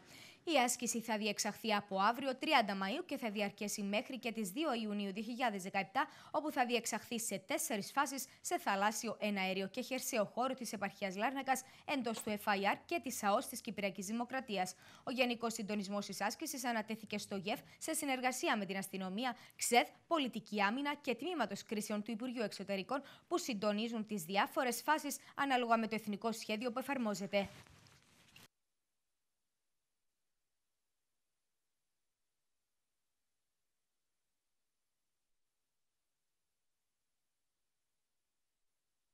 Σε τροχαίο δυστύχημα που σημειώθηκε χθες το απόγευμα στη Λευκοσία, τραυματίστηκε σοβαρά 88χρονος κάτοικος Λευκοσίας. Σύμφωνα με αστυνομική ανακοίνωση, το δυστύχημα συνέβη γύρω στις 6:15 το απόγευμα στη λεωφόρο Δημοσθένη Σεβέρη, όταν αυτοκίνητο που οδηγούσε 37χρονος κάτω από συνθήκες που διερευνώνται παρέσυρε και τραυμάτισε 88χρονο που επιχειρούσε να διασταυρώσει το δρόμο πεζός.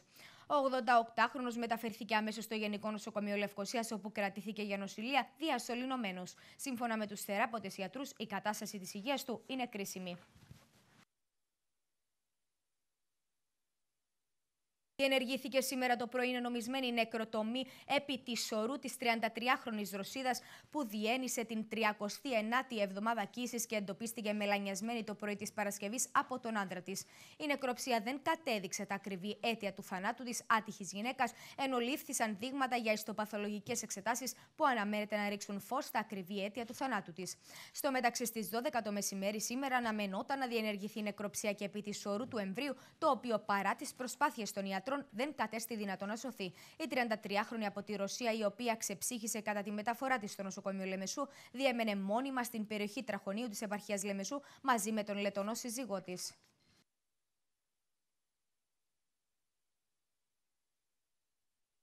Υποπενθήμερη κράτηση τέθηκε χθες ο 25χρονος οδηγός του δεύτερου διπλοκάμπινου οχήματος που ενεπλάκη στο τριπλό θανατηφόρο δυστύχημα που συνέβη χθες στις 5 το πρωί στην περιοχή Πολεμιδιών. Ο 25χρονος μερικές ώρες πριν την πρόκληση του θανατηφόρου δυστυχήματος που στοίχησε την ζωή στους Ανδρέα Γιασεμί 32 ετών, Δημήτρη Σάβα επίσης 32 ετών και Παναγιώτη Στεφάνου 23 ετών, οι οποίοι μετέβαιναν στην Αγία Νάπα για δουλειά, ενεπλάκη σε καυγά. Σύμφωνα με τον υπεύθυνο του ΤΑΕ Γιάννη Σωτηριάδη, ο 25χρονος φέρεται να είχε χτυπήσει οδηγό ταξί στην τουριστική περιοχή Γερμασόγιας. Σύμφωνα με καταγγελία που έκανε ο οδηγός ταξί, ο 25χρονος οδηγούσε με χαμηλή ταχύτητα όταν ο οδηγός ταξί του κόρναρε και τότε ο ύποπτος κατέβηκε από το αυτοκίνητό του και τον χτύπησε στο πρόσωπο και στο κεφάλι. Εντός του οχήματος επέβαιναν ακόμη 2 πρόσωπα, σύμφωνα με την αστυνομία. Ο οδηγός ταξί μεταφέρθηκε με ασθενοφόρο στο τμήμα πρώτων βοηθειών του Γενικού Νοσοκομείου Λεμεσού, όπου του έγιναν ιατρικές εξετάσεις. Εναντίον του 25χρονου εκδόθηκε ένταλμα σύλληψης, το οποίο εκτελέστηκε στην ιδιωτική κλινική όπου νοσηλεύεται μετά το τροχαίο. Το Επαρχιακό Δικαστήριο Λεμεσού, το οποίο συνεδρίασε στην ιδιωτική κλινική, διέταξε την κράτησή του για περίοδο 5 ημερών για την πρόκληση βαριάς σωματικής βλάβης, δημόσια εξύβριση, αλόγιστη και επικίνδυνη οδήγηση χωρίς άδεια κυκλοφορίας.